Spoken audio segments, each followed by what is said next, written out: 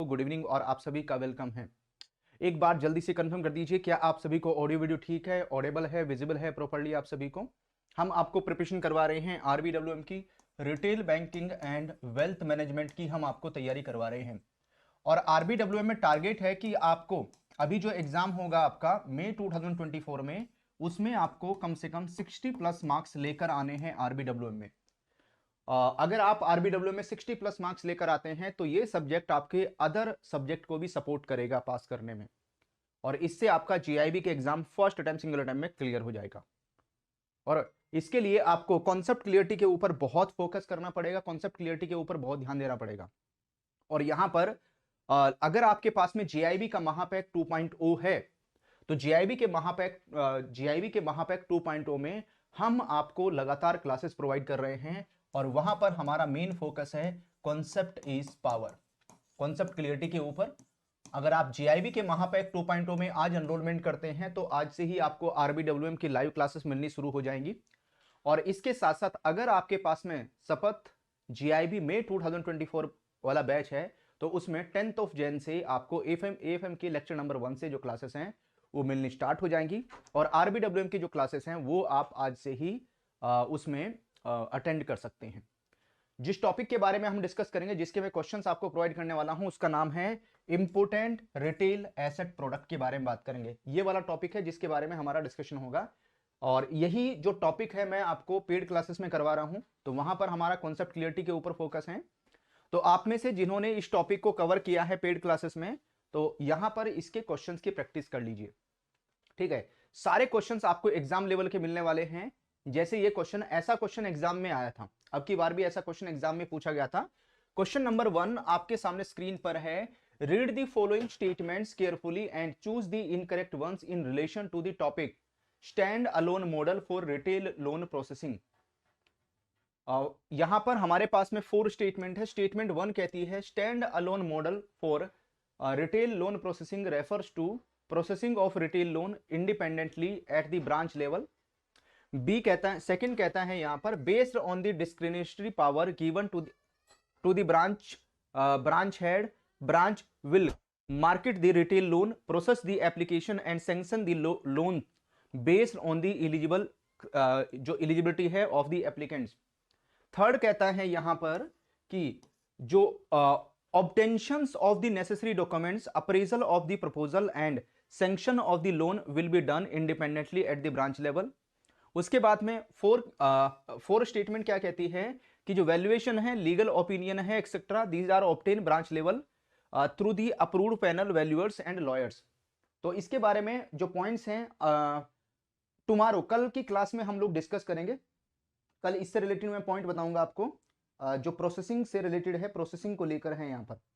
Okay, and इस question में अगर आप देखोगे आंसर हमारा कौन सा हो जाएगा, डी। डी के ऊपर टिक करेंगे तो आपको बताना था कौन सी स्टेटमेंट यहां पर इनकरेक्ट है ना, कौन सी स्टेटमेंट यहां पर गलत है। तो डी हमारा क्या कहता है, none of the above. It means सारी की सारी जो स्टेटमेंट है वो करेक्ट है। First statement, second, third and fourth, चारों की चारों स्टेटमेंट करेक्ट है यहां पर। इन चारों ही स्टेटमेंट में कोई भी मिस्टेक नहीं है, कोई भी गलती नहीं है यहां पर, ठीक है, कोई भी मिस्टेक नहीं है। स्टैंड अलोन मॉडल की बात करते हैं तो ब्रांच लेवल पर प्रोसेसिंग होती है, और उसके बाद में अगर उससे जो लोन की अमाउंट है अगर वो एक्सीड करती है, लोन की अमाउंट ज्यादा है, तो ऐसे केस में यहां पर जो सेंट्रलाइज यहां पर सेंटर बनाए जाते हैं, वहां से लोन की प्रोसेसिंग की जाती है। तो ब्रांच लेवल पर जो भी यहां पर लिमिट सेट करके रखी हुई है, उतने ही लोन की जो प्रोसेसिंग है वो ब्रांच लेवल पर होगी। चलिए बढ़ेंगे हम लोग क्वेश्चन नंबर 2 की तरफ। क्वेश्चन नंबर 2 क्या कहता है, highlight the incorrect statement in relation to the topic of central sector interest subsidy, है ना। सेंट्रल सेक्टर इंटरेस्ट सब्सिडी को लेकर इनमें से कौन सी जो स्टेटमेंट है वो इनकरेक्ट है। ऑप्शन नंबर ए कहता है government of India has approved the scheme to provide full interest subsidy during the period of moratorium and जो भी कोर्स पीरियड है plus 1 year on education loan taken from the schedule bank under the model education loan scheme of Indian bank association avail by the students belonging to economically weaker section from scheduled banks under the education loan scheme of the Indian Banks Association for pursuing any of the approved course of studies in technical and professional streams from organized institution in India.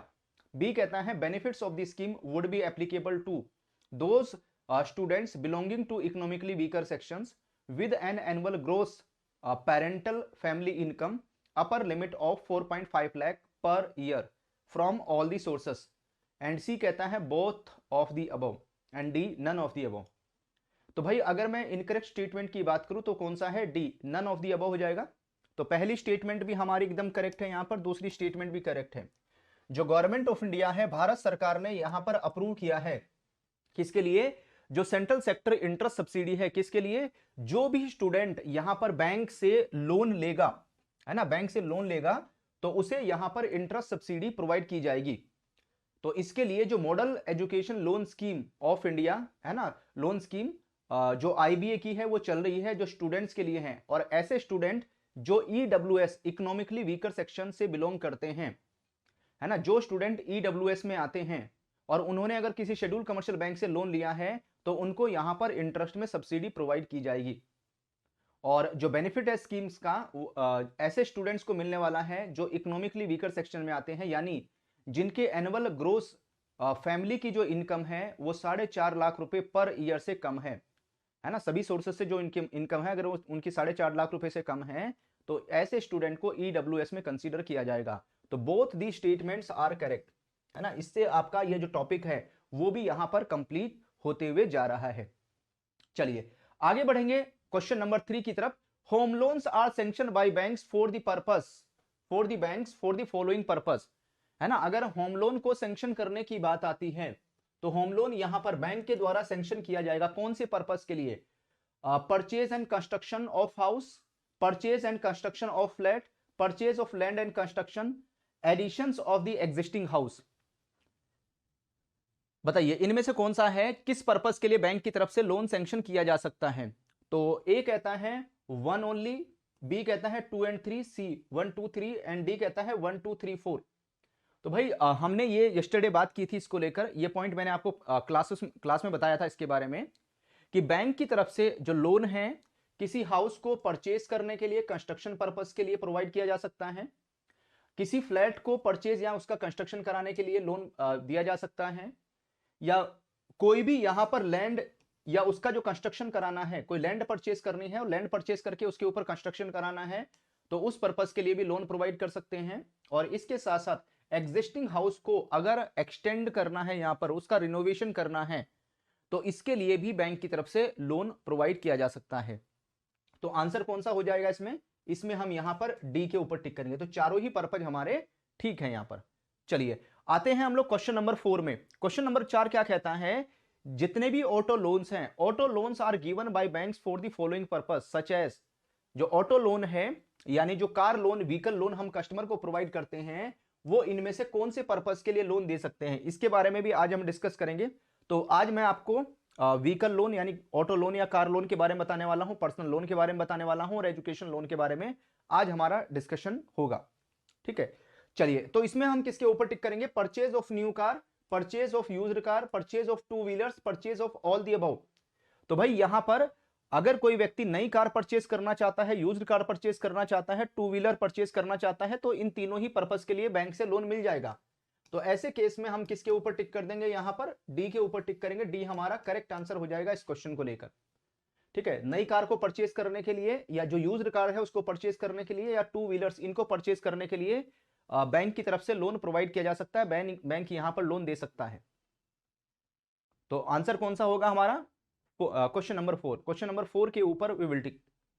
चलिए बढ़ते हम लोग आगे। Next आता है हमारा question number 5। Question number 5 को अगर देखेंगे, personal loans are sanction by banks based on, है ना, बैंक की तरफ से जो भी यहां पर पर्सनल लोन सैंक्शन किए जाएंगे वो इनमें से किस पर्पस के लिए रहेंगे? Salary in case of employees, second monthly annual income in case of business person, third number of years of service in business. ठीक है, तो इनमें से किसके ऊपर टिक करेंगे?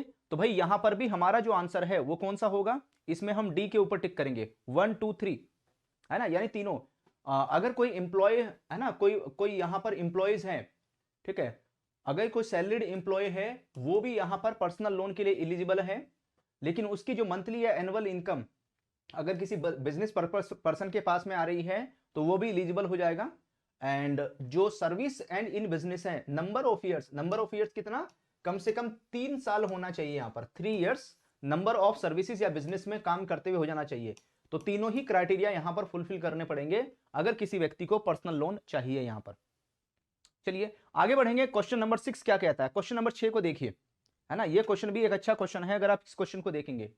क्वेश्चन नंबर 6 क्या कहता है, जो रिटेल लोन प्रोसेसिंग सेंटर है बैंक्स के, दीज आर डिजाइन टू, किस चीज के लिए इनको डिजाइन किया जाता है, रिटेल लोन प्रोसेसिंग सेंटर जो ब्रांच लेवल से ऊपर होते हैं, जो है ना 2 या 2 से ज्यादा ब्रांचेस, है ना 8-10 ब्रांचेस को कवर करते हैं, या उससे ज्यादा ब्रांचेस को भी कवर करते हैं रिटेल लोन प्रोसेसिंग सेंटर। तो एक किसी सर्किल को, किसी एरिया को कवर करते हैं यहां पर, उस एरिया में किसी ब्रांच के पास में एक सर्टेन लेवल से जो अमाउंट है ज्यादा में अगर लोन के लिए अप्लाई किया जाएगा या लोन के लिए बैंक के पास में रिक्वेस्ट आएगी, तो यहां पर जो रिटेल लोन प्रोसेसिंग सेंटर है वहां से उस लोन की प्रोसेसिंग होती है ना, वहां से वो लोन सैंक्शन होगा यहां पर। तो source retail asset business, process retail loans, do the valuation, legal opinion wherever necessary or release the loan either at their end or advise sanction to the branches। तो इसमें कौन सी स्टेटमेंट है जो हमारी करेक्ट हो जाएगी, जिसके ऊपर टिक करें हम लोग, तो भाई यहां पर भी हम लोग, है ना, डी के ऊपर टिक करेंगे चारों स्टेटमेंट। तो जो भी यहां पर रिटेल एसेट का बिजनेस है वो सोर्स रहता है रिटेल लोन प्रोसेसिंग सेंटर में, यहीं से वो सैंक्शन होता है, और रिटेल लोन की जो प्रोसेसिंग है वो यहां पर होगी जो सर्टेन लिमिट को क्रॉस कर जाएंगे। वैल्यूएशन एंड लीगल ओपिनियन जहां भी नेसेसरी है वहां पर ऑब्टेन की जाएगी, और उसके बाद में यहां पर जो लोन को जब रिलीज करने की बात आती है, लोन को डिसबर्स करने की बात आती है, ठीक है, तो लोन प्रोसेसिंग सेंटर अपने एंड से भी यहां पर उसका डिसबर्समेंट करवा सकते हैं, या ब्रांच लेवल पर भी उसको यहां पर सैंक्शन करवा सकते हैं, उसके लिए एडवाइस इश्यू हो सकती है। तो आंसर कौन सा होगा इसमें, डी के ऊपर टिक करेंगे, डी हमारा करेक्ट आंसर होगा। चलिए क्वेश्चन नंबर 7 क्या कहता है, which among the following is are not used to denote retail loan processing centre, इनमें से किसको रिटेल लोन प्रोसेसिंग सेंटर के तौर पर ऑब्टेन नहीं करते, इनमें से किसका नाम उसमें नहीं आता, रिटेल लोन फैक्ट्री का नाम नहीं आता, रिटेल लोन क्यूबिकल का नाम नहीं आता, रिटेल लोन प्रोसेसिंग सेंटर का नाम नहीं आता, retail loan processing centres, retail asset processing centres, या रिटेल लोन प्रोसेसिंग साइकिल्स, इनमें से कौन सा है।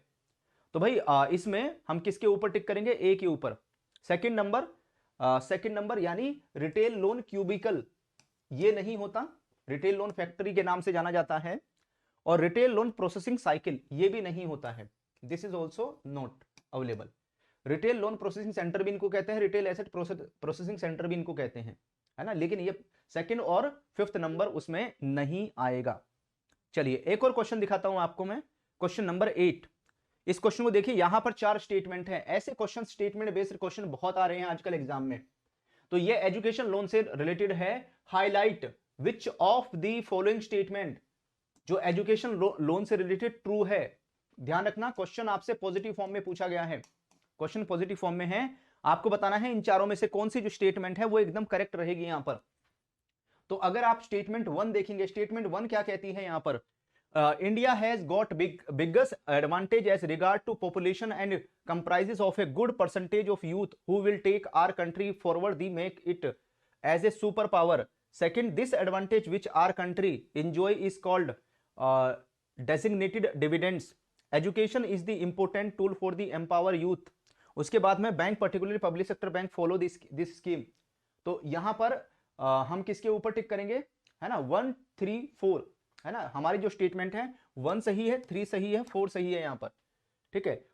यहां पर दिस एडवांटेज विच आज country enjoys call as designated dividend, इसको डेजिग्नेटेड डिविडेंड के नाम से नहीं जाना जाता, इसको क्या बोलते हैं, इसको यहां पर दैट इज डेमोग्राफिक डिविडेंड, ठीक है, इसको क्या बोलेंगे, डेजिग्नेटेड नहीं है ये, डेमोग्राफिक यहां पर डिविडेंड है, यानी जो डेमोग्राफी है उसको इसका एडवांटेज मिलेगा, जो हमारे कंट्री का यूथ है जो यहां से बिलोंग करता है उसको फायदा मिलेगा। तो सेकंड वाली स्टेटमेंट रॉन्ग है, फर्स्ट सही है, थर्ड सही है, और फोर्थ सही है यहां पर। तो फर्स्ट, थर्ड एंड फोर्थ के ऊपर हम लोग यहां पर टिक कर देंगे। हेलो एवरीवन, कैसे हैं आप सभी, ऑफिसर्स अडर 24 के ऑफिशियल यूट्यूब चैनल में आप सभी का वेलकम है। जितने भी कैंडिडेट्स एस्पिरेंट्स हमारे साथ में कनेक्ट हो गए हैं भाई सभी को गुड इवनिंग और आप सभी का वेलकम है। हम लगातार आपको RBWM retail banking and wealth management की लगातार हम आपको प्रिपरेशन करवा रहे हैं, तैयारी करवा रहे हैं।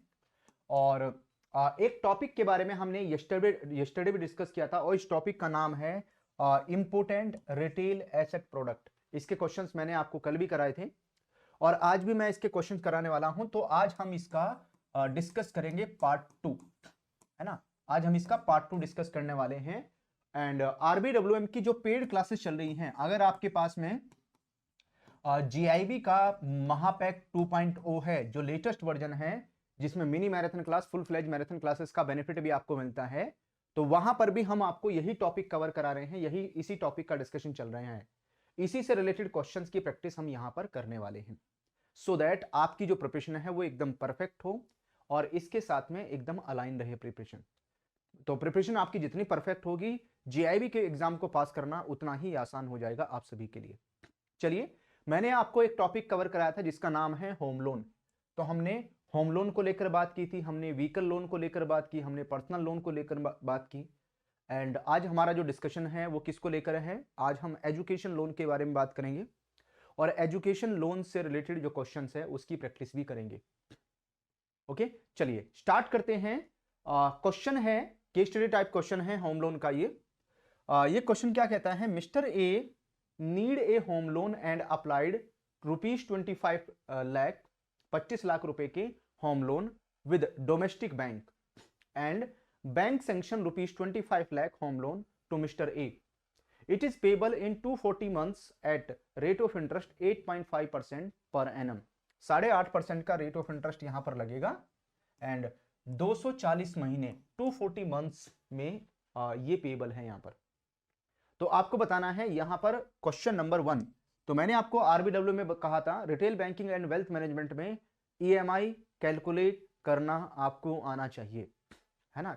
ये मैंडेटरी है, ठीक है, क्योंकि ईएमआई कैलकुलेशन का क्वेश्चन एग्जाम में आता ही आता है। तो ईएमआई कैलकुलेट करना आपको आना चाहिए। तो कल भी मैंने आपको सिखाया था, कल भी लर्न कराया था, तो आज भी हम इस क्वेश्चन में डिस्कस करेंगे।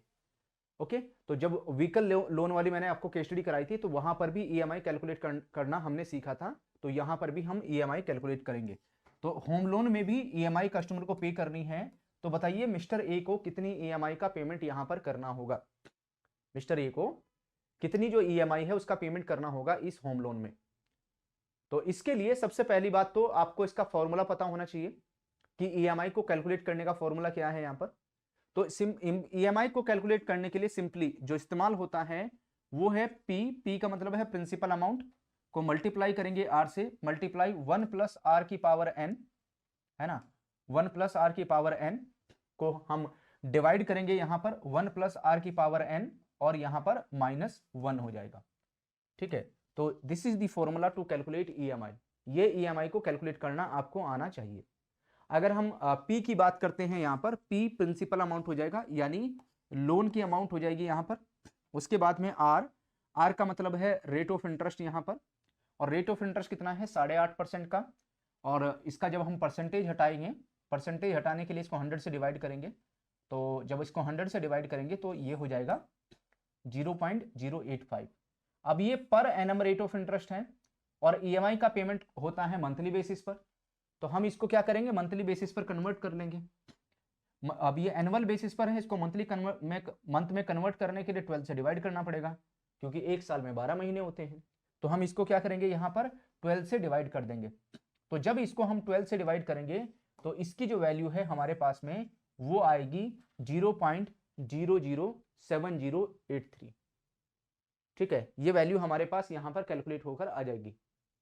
तो ये जो है, अगर इसको देखोगे, ये आपका per month rate of interest आ गया कैलकुलेट होके, ठीक है। अगर आप पर मंथ का रेट ऑफ इंटरेस्ट देखेंगे तो 0.007083 ये पर मंथ रेट ऑफ इंटरेस्ट है यहां पर।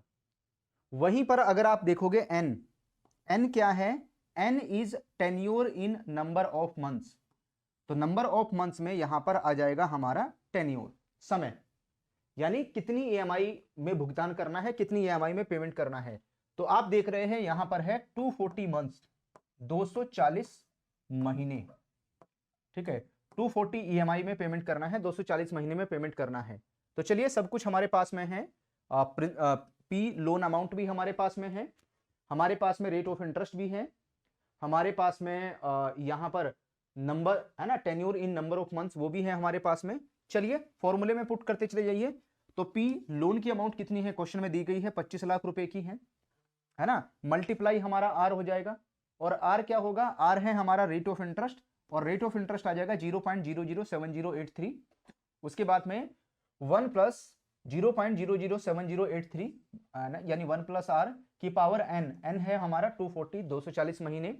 उसके बाद में डिवाइड करेंगे हम यहां पर 1 प्लस आर से, तो 1 प्लस 0.007083 की पावर 240। इस पूरे को कैलकुलेट करने के बाद में इसमें से हम -1 को यहां पर हटा देंगे, -1 कर देंगे। अब उसके बाद में होगा क्या, जो 25 लाख है इसको आप आर के साथ में मल्टीप्लाई कर दिए, रेट ऑफ इंटरेस्ट के साथ में मल्टीप्लाई करो।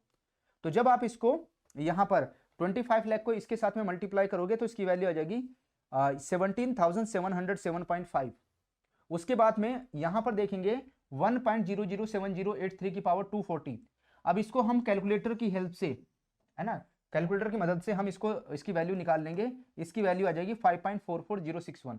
अब जो वैल्यू इसकी आएगी सेम वैल्यू इसकी आएगी यहां पर, है ना, क्योंकि ये भी सेम है यहां पर, तो सेम वैल्यू इसकी आएगी। लेकिन इसमें से हमारा -1 हो जाएगा, तो जो हमारा यहां कैलकुलेट होकर आएगा 5.44061, उसमें से हम 1 माइनस कर देंगे, तो वैल्यू कितनी बचेगी, तो वैल्यू आ जाएगी 4.44061 की।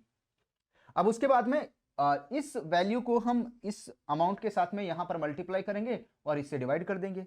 तो जो ईएमआई कैलकुलेट होकर आ रही है ना, जो यहां पर बोरोवर को यानी मिस्टर ए को जो ईएमआई पे करनी है इस लोन में, वो है 21,695, 21,695 रुपए की ईएमआई इसको पे करनी पड़ेगी। तो इस तरीके से हम यहां पर ईएमआई को कैलकुलेट कर लेंगे, ये हमारा ईएमआई कैलकुलेट करने वाला फॉर्मूला हो जाएगा। उसके बाद में आते हैं हम लोग क्वेश्चन नंबर 2 में। क्वेश्चन नंबर 2 क्या कहता है यहां पर, अगर आप क्वेश्चन नंबर 2 को देखेंगे यहां पर, ठीक है, तो how much interest will be paid by mister A. तो यहां पर आपको बताना है कि भाई मिस्टर ए नाम के व्यक्ति ने कितना इंटरेस्ट पे किया, कितने इंटरेस्ट का भुगतान किया है यहां पर, ठीक है। अगर ये पूरे के पूरे लोन का इस 240 ईएमआई में पेमेंट करता है, भुगतान करता है, तो ऐसे केस में कितना इंटरेस्ट ये पे करेगा, कितना इंटरेस्ट इसको पे करना पड़ेगा यहां पर, ठीक है, वो आपको पहचानना है। तो how much interest will be paid by mister A. तो इसके लिए आप क्या कीजिए, आपके पास में ईएमआई की अमाउंट आ गई है, तो जो भी ईएमआई की अमाउंट है 21,000 समथिंग है, उसको 240 के साथ में हम मल्टीप्लाई कर देंगे, 240 के साथ में मल्टीप्लाई करेंगे, तो प्रिंसिपल और इंटरेस्ट अमाउंट दोनों आ जाएंगी, है ना, प्रिंसिपल और इंटरेस्ट अमाउंट दोनों कैलकुलेट होकर आ जाएगी। उसमें से प्रिंसिपल अमाउंट आपके पास है 25 लाख रुपए की, उठा के माइनस कर दीजिए, ठीक है। तो ईएमआई आपने कैलकुलेट कर ली थी कितनी, 21,695, है ना, कितनी है 240, 240 ईएमआई कस्टमर ने पे करी यहां पर।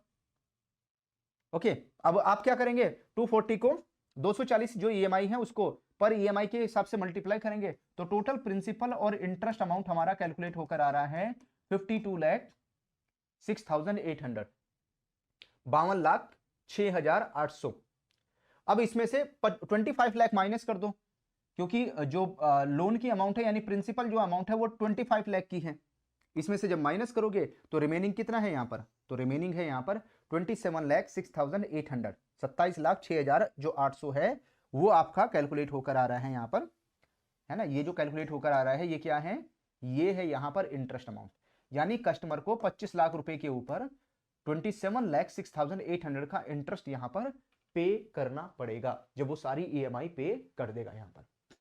ओके, चलो आगे बढ़ेंगे, क्वेश्चन नंबर 3 की तरफ मूव करेंगे। क्वेश्चन नंबर 3 आपके सामने स्क्रीन पर आ रहा है, इस क्वेश्चन को देखिए। What will be outstanding balance in home loan after 5 years on continuous repayment of EMI.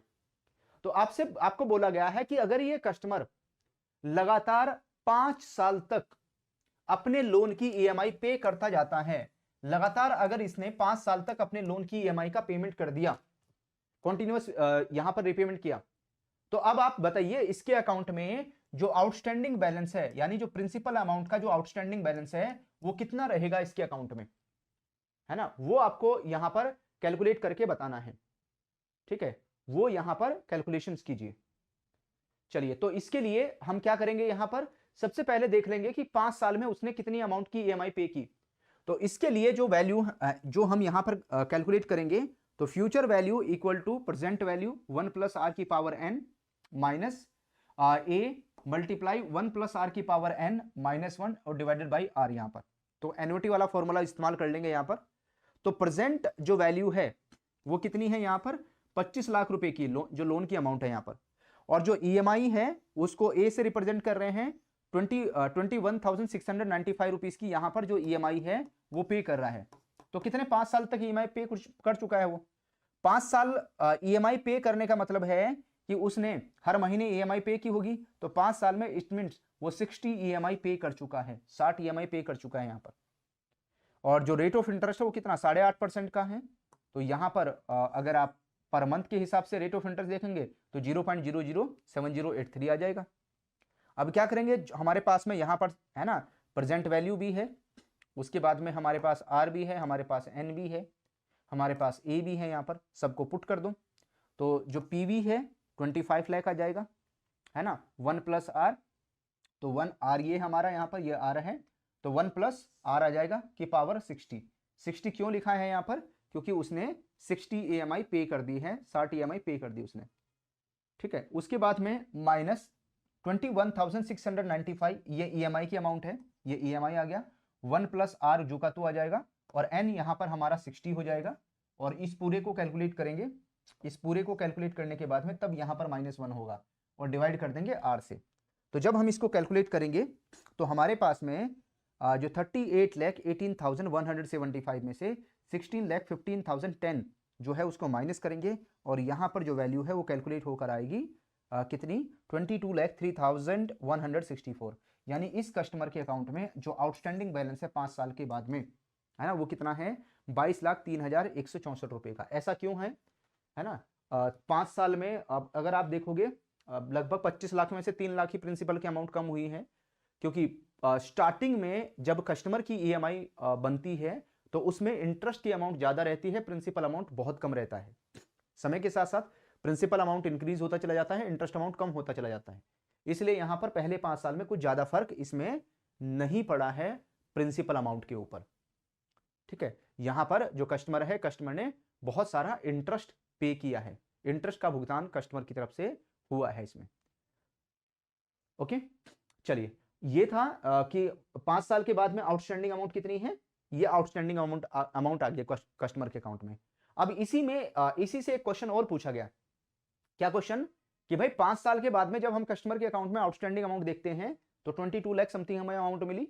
अब यहां पर अगर इस 5 साल के बाद में जो रेट ऑफ इंटरेस्ट है वो इंक्रीज हो जाता है, अगर रेट ऑफ इंटरेस्ट 8.5% से 9% हो जाए तो, है ना, 5 साल के बाद में अगर कस्टमर का पहले रेट ऑफ इंटरेस्ट 8.5% था, अब जो रेट ऑफ इंटरेस्ट है वो 9% हो गया, आधा परसेंट से बढ़ गया 5 साल के बाद में। अब यहां पर कस्टमर की नई जो ईएमआई है वो कितनी होगी, अगर यहां पर ईएमआई के नंबर में कोई चेंज ना किया जाए, ईएमआई के नंबर में अगर कोई बदलाव ना किया जाए यहां पर, तो ऐसे केस में कस्टमर की ईएमआई बताइए यहां पर कितनी होगी, है ना, as per the new rate of interest.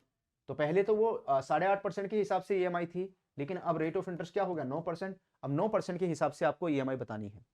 तो इसके लिए हम सिंपली क्या करेंगे, ईएमआई कैलकुलेशन का फॉर्मूला इस्तेमाल करेंगे यहां पर, है ना, जो ईएमआई कैलकुलेशन वाला फॉर्मूला है उसी का यूज करेंगे।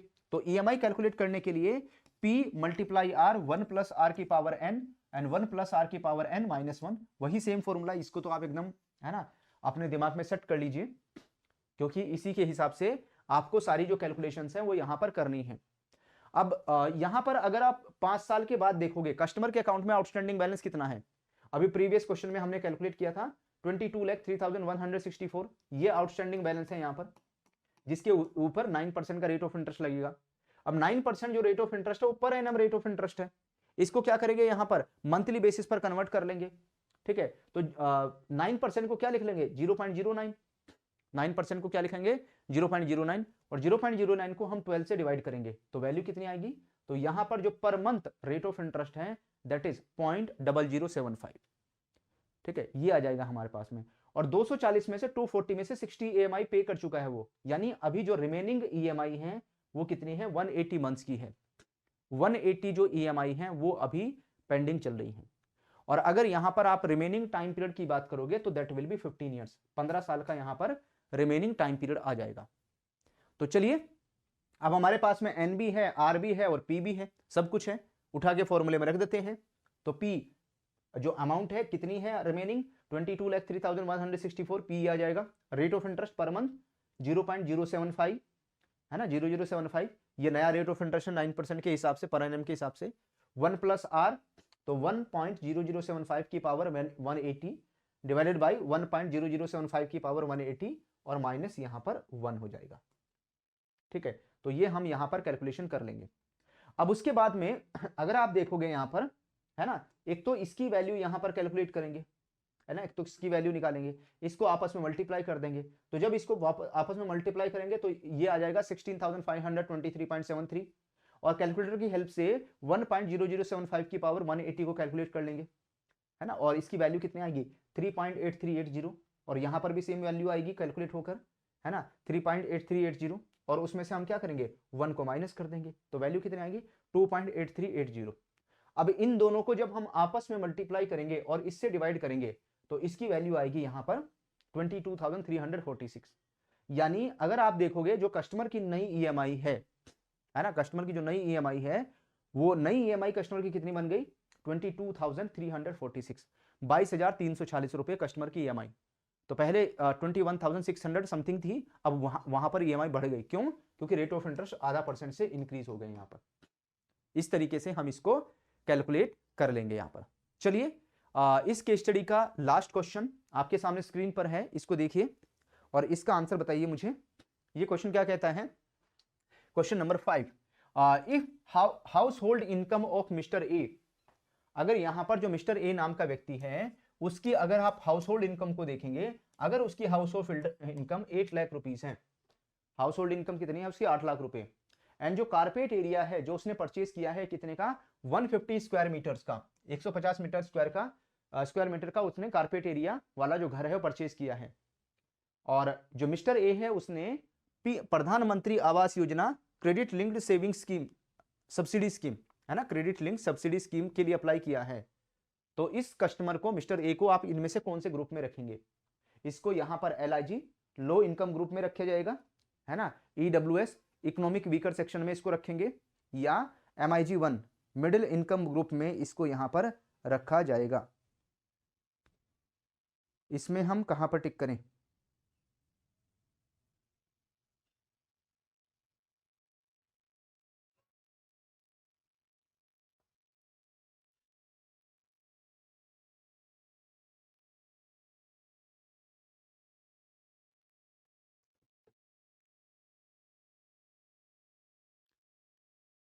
चलिए, तो यहां पर हमारा जो आंसर है वो क्या होगा, दैट इज MIG 1, है ना, मिडिल इनकम ग्रुप 1 कैटेगरी में आएगा। इसमें हम किसके ऊपर, सी के ऊपर टिक कर देंगे, सी हमारा करेक्ट आंसर है। हेलो एवरीवन, कैसे आप सभी, ऑफिसर्स अडर इन्फॉर्मेशन के ऑफिशियल यूट्यूब चैनल में आप सभी का वेलकम है। जितने भी कैंडिडेट्स एस्पायरेंट्स हमारे साथ में कनेक्ट हो गए हैं भाई सभी को गुड इवनिंग और आप सभी का वेलकम है। एक बार जल्दी से कंफर्म कर दीजिए क्या आप सभी को ऑडियो वीडियो ठीक है, ऑडिबल है, विजिबल है प्रॉपर्ली आप सभी को। हम आपको प्रिपरेशन करवा रहे हैं RBWM की, retail banking and wealth management की हम आपको तैयारी करवा रहे हैं। और RBWM में टारगेट है कि आपको अभी जो एग्जाम होगा आपका मई 2024 में, उसमें आपको कम से कम 60 प्लस मार्क्स लेकर आने हैं RBWM में। अगर आप RBWM में 60 प्लस मार्क्स लेकर आते हैं तो ये सब्जेक्ट आपके अदर सब्जेक्ट को भी सपोर्ट करेगा पास करने में, और इससे आपका GIB के exam first attempt single attempt में क्लियर हो जाएगा। और इसके लिए आपको कॉन्सेप्ट क्लियरिटी के ऊपर बहुत फोकस करना पड़ेगा, कॉन्सेप्ट क्लियरिटी के ऊपर बहुत ध्यान देना पड़ेगा।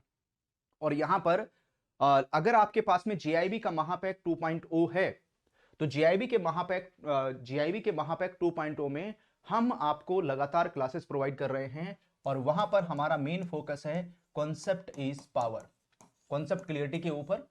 अगर आप GIB के महापैक 2.0 में आज एनरोलमेंट करते हैं तो आज से ही आपको RBWM की लाइव क्लासेस मिलनी शुरू हो जाएंगी।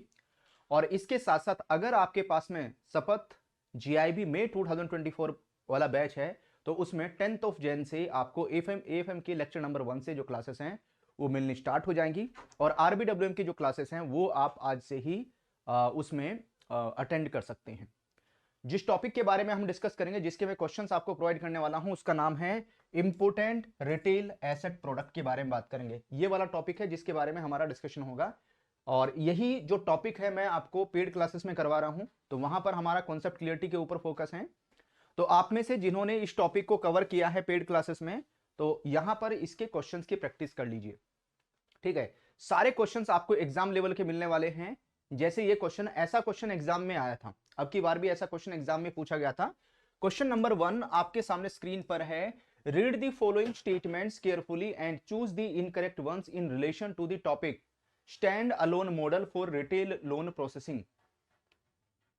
यहां पर हमारे पास में 4 स्टेटमेंट है। स्टेटमेंट 1 कहती है stand alone model for retail loan processing refers to processing of retail loan independently at the branch level. B कहता है, सेकंड कहता है यहां पर based on the discretionary power given to the branch head, branch will market the retail loan, process the application and sanction the loan based on the eligible जो eligibility है of the applicants।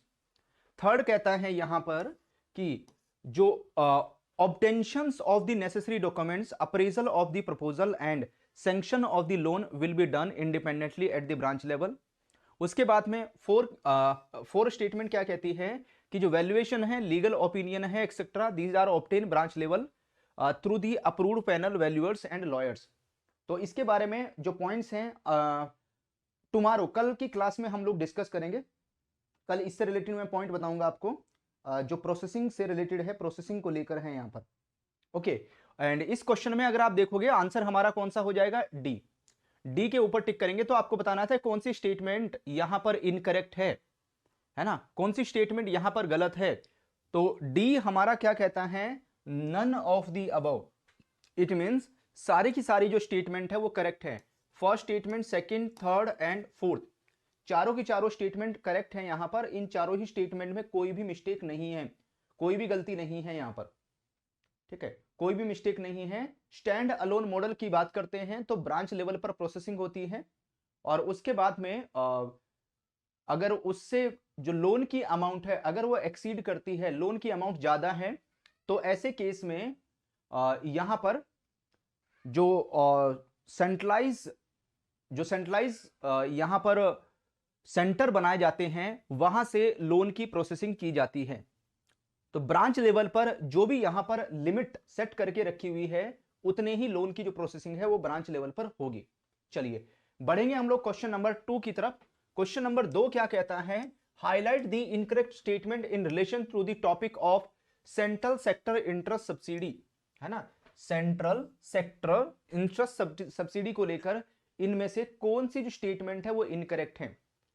Option number A कहता है government of India has approved the scheme to provide full interest subsidy during the period of moratorium and जो भी course period है plus 1 year on education loan taken from the schedule bank under the model education loan scheme of Indian bank association avail by the students belonging to economically weaker section from scheduled banks under the education loan scheme of the Indian Banks Association for pursuing any of the approved course of studies in technical and professional streams from organized institution in India। B कहता है benefits of the scheme would be applicable to those students belonging to economically weaker sections with an annual gross parental family income upper limit of 4.5 lakh per year from all the sources। And C कहता है both of the above and D none of the above। तो भाई अगर मैं incorrect statement की बात करूं तो कौन सा है, D none of the above हो जाएगा। तो पहली स्टेटमेंट भी हमारी एकदम करेक्ट है, यहां पर दूसरी स्टेटमेंट भी करेक्ट है। जो गवर्नमेंट ऑफ इंडिया है, भारत सरकार ने यहां पर अप्रूव किया है किसके लिए, जो सेंट्रल सेक्टर इंटरेस्ट सब्सिडी है, किसके लिए, जो भी स्टूडेंट यहां पर बैंक से लोन लेगा, है ना, बैंक से लोन लेगा तो उसे यहां पर इंटरेस्ट सब्सिडी प्रोवाइड की जाएगी।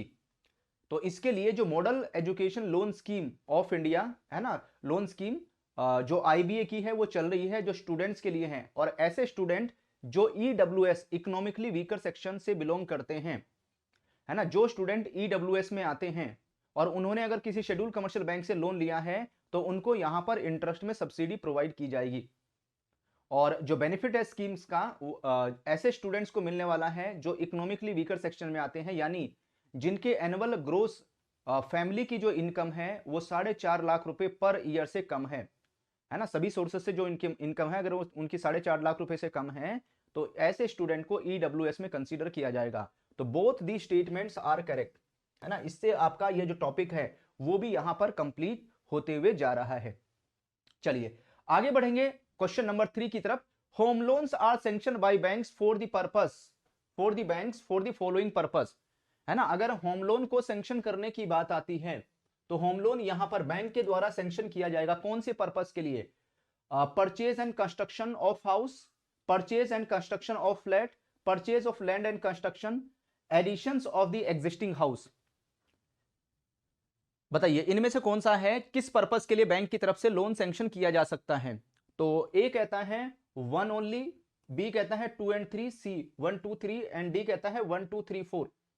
तो भाई हमने ये यस्टरडे बात की थी इसको लेकर, ये पॉइंट मैंने आपको क्लास में बताया था इसके बारे में कि बैंक की तरफ से जो लोन है किसी हाउस को परचेज करने के लिए, कंस्ट्रक्शन पर्पस के लिए प्रोवाइड किया जा सकता है, किसी फ्लैट को परचेज या उसका कंस्ट्रक्शन कराने के लिए लोन दिया जा सकता है, या कोई भी यहां पर लैंड या उसका जो कंस्ट्रक्शन कराना है, कोई लैंड परचेज करनी है और लैंड परचेज करके उसके ऊपर कंस्ट्रक्शन कराना है तो उस पर्पस के लिए भी लोन प्रोवाइड कर सकते हैं। और इसके साथ साथ एग्जिस्टिंग हाउस को अगर एक्सटेंड करना है, यहां पर उसका रिनोवेशन करना है तो इसके लिए भी बैंक की तरफ से लोन प्रोवाइड किया जा सकता है। तो आंसर कौन सा हो जाएगा इसमें? इसमें हम यहां पर डी के ऊपर टिक करेंगे। तो चारों ही पर्पज हमारे ठीक है यहां पर। चलिए आते हैं हम लोग क्वेश्चन नंबर 4 में। क्वेश्चन नंबर 4 क्या कहता है? जितने भी ऑटो लोन्स हैं, auto loans are given by banks for the following purpose such as, जो ऑटो लोन है यानी जो कार लोन, व्हीकल लोन हम कस्टमर को प्रोवाइड करते हैं वो इनमें से कौन से पर्पस के लिए लोन दे सकते हैं, इसके बारे में भी आज हम डिस्कस करेंगे। तो आज मैं आपको व्हीकल लोन यानी ऑटो लोन या कार लोन के बारे में बताने वाला हूं, पर्सनल लोन के बारे में बताने वाला हूं और एजुकेशन लोन के बारे में आज हमारा डिस्कशन होगा। ठीक है, चलिए तो इसमें हम किसके ऊपर टिक करेंगे? Purchase of new car, purchase of used car, purchase of two wheelers, purchase of all the above. तो भाई यहां पर अगर कोई व्यक्ति नई कार परचेज करना चाहता है, यूज्ड कार परचेज करना चाहता है, टू व्हीलर परचेज करना चाहता है तो इन तीनों ही पर्पस के लिए बैंक से लोन मिल जाएगा। तो ऐसे केस में हम किसके ऊपर टिक कर देंगे? यहां पर डी के ऊपर टिक करेंगे। डी हमारा करेक्ट आंसर हो जाएगा इस क्वेश्चन को लेकर।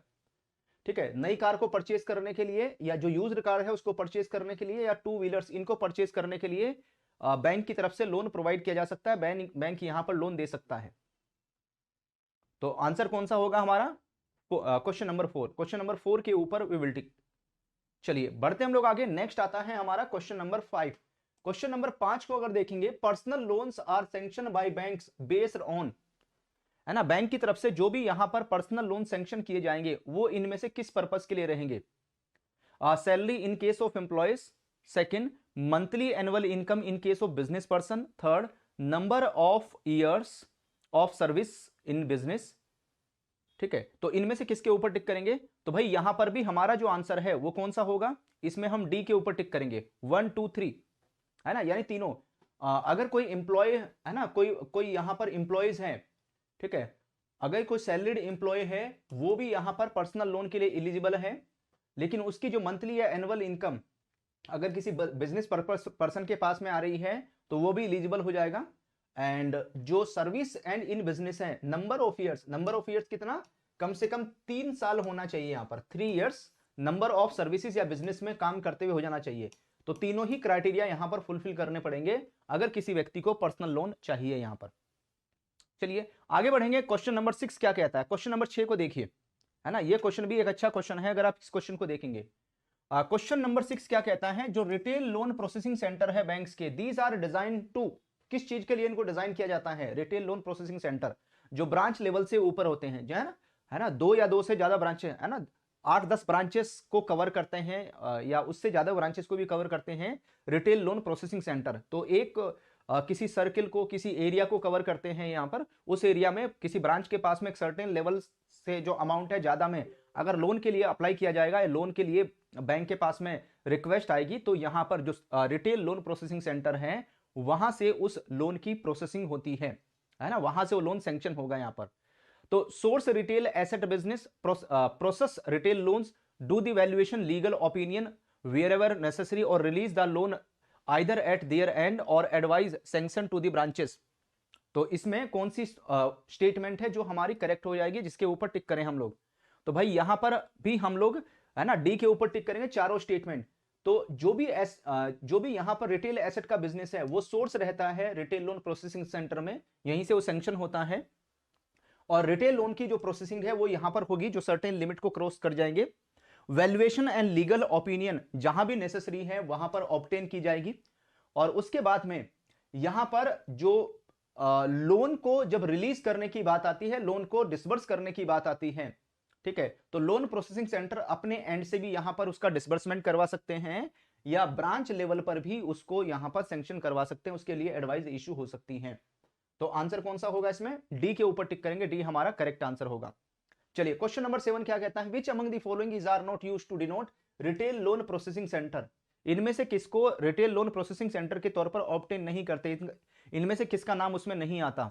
रिटेल लोन फैक्ट्री का नाम नहीं आता, रिटेल लोन क्यूबिकल का नाम नहीं आता, रिटेल लोन प्रोसेसिंग सेंटर का नाम नहीं आता, retail loan processing centres, retail asset processing centres, या रिटेल लोन प्रोसेसिंग साइकिल्स, इनमें से कौन सा है? तो भाई इसमें हम किसके ऊपर टिक करेंगे? ए के ऊपर। सेकंड नंबर यानी रिटेल लोन क्यूबिकल, ये नहीं होता, रिटेल लोन फैक्ट्री के नाम से जाना जाता है। और रिटेल लोन प्रोसेसिंग साइकिल ये भी नहीं होता है, this is also not available. Retail loan processing centre भी इनको कहते हैं, रिटेल एसेट प्रोसेसिंग सेंटर भी इनको कहते हैं, है ना, लेकिन ये सेकंड और फिफ्थ नंबर उसमें नहीं आएगा। चलिए एक और क्वेश्चन दिखाता हूं आपको मैं, क्वेश्चन नंबर 8। इस क्वेश्चन को देखिए, यहां पर 4 स्टेटमेंट है। ऐसे क्वेश्चन, स्टेटमेंट बेस्ड क्वेश्चन बहुत आ रहे हैं आजकल एग्जाम में। तो ये एजुकेशन लोन से रिलेटेड है।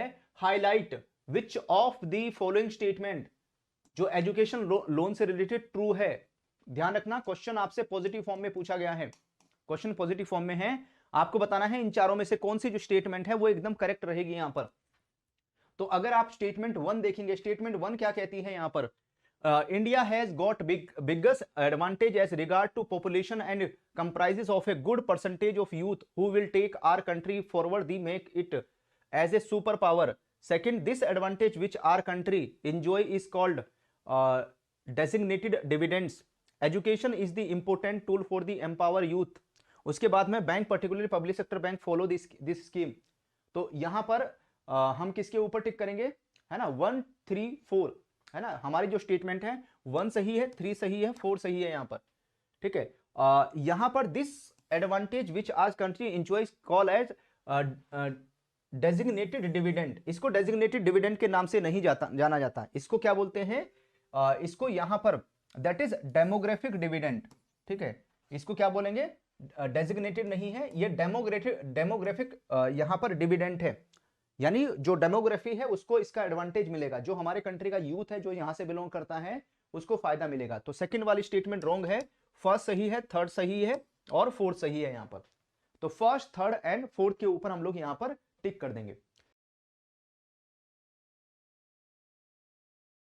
हेलो एवरीवन, कैसे हैं आप सभी? ऑफिसर्स अडर 24 के ऑफिशियल यूट्यूब चैनल में आप सभी का वेलकम है। जितने भी कैंडिडेट्स एस्पिरेंट्स हमारे साथ में कनेक्ट हो गए हैं भाई सभी को गुड इवनिंग और आप सभी का वेलकम है। हम लगातार आपको RBWM retail banking and wealth management की लगातार हम आपको प्रिपरेशन करवा रहे हैं, तैयारी करवा रहे हैं। और एक टॉपिक के बारे में हमने यस्टरडे भी डिस्कस किया था और इस टॉपिक का नाम है इंपोर्टेंट रिटेल एसेट प्रोडक्ट। इसके क्वेश्चंस मैंने आपको कल भी कराए थे और आज भी मैं इसके क्वेश्चंस कराने वाला हूं। तो आज हम इसका डिस्कस करेंगे पार्ट 2, है ना, आज हम इसका पार्ट 2 डिस्कस करने वाले हैं। एंड RBWM की जो पेड क्लासेस चल रही हैं, अगर आपके पास में GIB का महापैक 2.0 है जो लेटेस्ट वर्जन है, जिसमें mini marathon class, full fledge marathon classes का बेनिफिट भी आपको मिलता है, तो वहां पर भी हम आपको यही टॉपिक कवर करा रहे हैं, इसी टॉपिक का डिस्कशन चल रहे हैं, इसी से रिलेटेड क्वेश्चंस की प्रैक्टिस हम यहां पर करने वाले हैं, सो दैट आपकी जो प्रिपरेशन है वो एकदम परफेक्ट हो और इसके साथ में एकदम अलाइन रहे प्रिपरेशन। तो प्रिपरेशन आपकी जितनी परफेक्ट होगी, GIB के एग्जाम को पास करना उतना ही आसान हो जाएगा आप सभी के लिए। चलिए, मैंने आपको एक टॉपिक कवर कराया था जिसका नाम है होम लोन। तो हमने होम लोन को लेकर बात की थी हमने, व्हीकल लोन को लेकर बात की हमने, पर्सनल लोन को लेकर बात की। एंड आज हमारा जो डिस्कशन है वो किसको लेकर है, आज हम एजुकेशन लोन के बारे में बात करेंगे और एजुकेशन लोन से रिलेटेड जो क्वेश्चंस है उसकी प्रैक्टिस भी करेंगे। ओके, चलिए स्टार्ट करते हैं। क्वेश्चन है, केस स्टडी टाइप क्वेश्चन है होम लोन का। ये क्वेश्चन क्या कहता है, mister A need a home loan and applied ₹25 lakh, 25 lakh रुपए के home loan with domestic bank and bank sanction ₹25 lakh home loan to mister A. It is payable in 240 months at rate of interest 8.5% per annum. 8.5% का rate of interest यहां पर लगेगा and 240 महीने 240 months में ये payable है यहां पर। तो आपको बताना है यहां पर क्वेश्चन नंबर 1। तो मैंने आपको आरबीडब्ल्यू में कहा था retail banking and wealth management में ईएमआई कैलकुलेट करना आपको आना चाहिए, है ना, ये मैंडेटरी है, ठीक है, क्योंकि ईएमआई कैलकुलेशन का क्वेश्चन एग्जाम में आता ही आता है। तो ईएमआई कैलकुलेट करना आपको आना चाहिए। तो कल भी मैंने आपको सिखाया था, कल भी लर्न कराया था, तो आज भी हम इस क्वेश्चन में डिस्कस करेंगे। ओके, तो जब व्हीकल लोन वाली मैंने आपको केस स्टडी कराई थी तो वहां पर भी ईएमआई कैलकुलेट करना हमने सीखा था, तो यहां पर भी हम ईएमआई कैलकुलेट करेंगे। तो होम लोन में भी ईएमआई कस्टमर को पे करनी है। तो बताइए मिस्टर ए को कितनी ईएमआई का पेमेंट यहां पर करना होगा, मिस्टर ए को कितनी जो ईएमआई है उसका पेमेंट करना होगा इस होम लोन में। तो इसके लिए सबसे पहली बात तो आपको इसका फॉर्मूला पता होना चाहिए कि ईएमआई को कैलकुलेट करने का फॉर्मूला क्या है यहां पर। तो ईएमआई को कैलकुलेट करने के लिए सिंपली जो इस्तेमाल होता है वो है पी का मतलब है प्रिंसिपल अमाउंट को मल्टीप्लाई करेंगे आर से, मल्टीप्लाई 1 प्लस आर की पावर एन, है ना, 1 प्लस आर की पावर एन को हम डिवाइड करेंगे यहां पर 1 प्लस आर की पावर एन और यहां पर -1 हो जाएगा, ठीक है। तो this is the formula to calculate EMI. ये ईएमआई को कैलकुलेट करना आपको आना चाहिए। अगर हम पी की बात करते हैं यहां पर, पी प्रिंसिपल अमाउंट हो जाएगा यानी लोन की अमाउंट हो जाएगी यहां पर। उसके बाद में आर का मतलब है रेट ऑफ इंटरेस्ट यहां पर, और रेट ऑफ इंटरेस्ट कितना है 8.5% का, और इसका जब हम परसेंटेज हटाएंगे, परसेंटेज हटाने के लिए इसको 100 से डिवाइड करेंगे, तो जब इसको 100 से डिवाइड करेंगे तो ये हो जाएगा 0.085। अब ये per annum rate of interest है और ईएमआई का पेमेंट होता है मंथली बेसिस पर, तो हम इसको क्या करेंगे मंथली बेसिस पर कन्वर्ट कर लेंगे। अब ये एनुअल बेसिस पर है, इसको मंथ में कन्वर्ट करने के लिए 12 से डिवाइड करना पड़ेगा क्योंकि एक साल में 12 महीने होते हैं।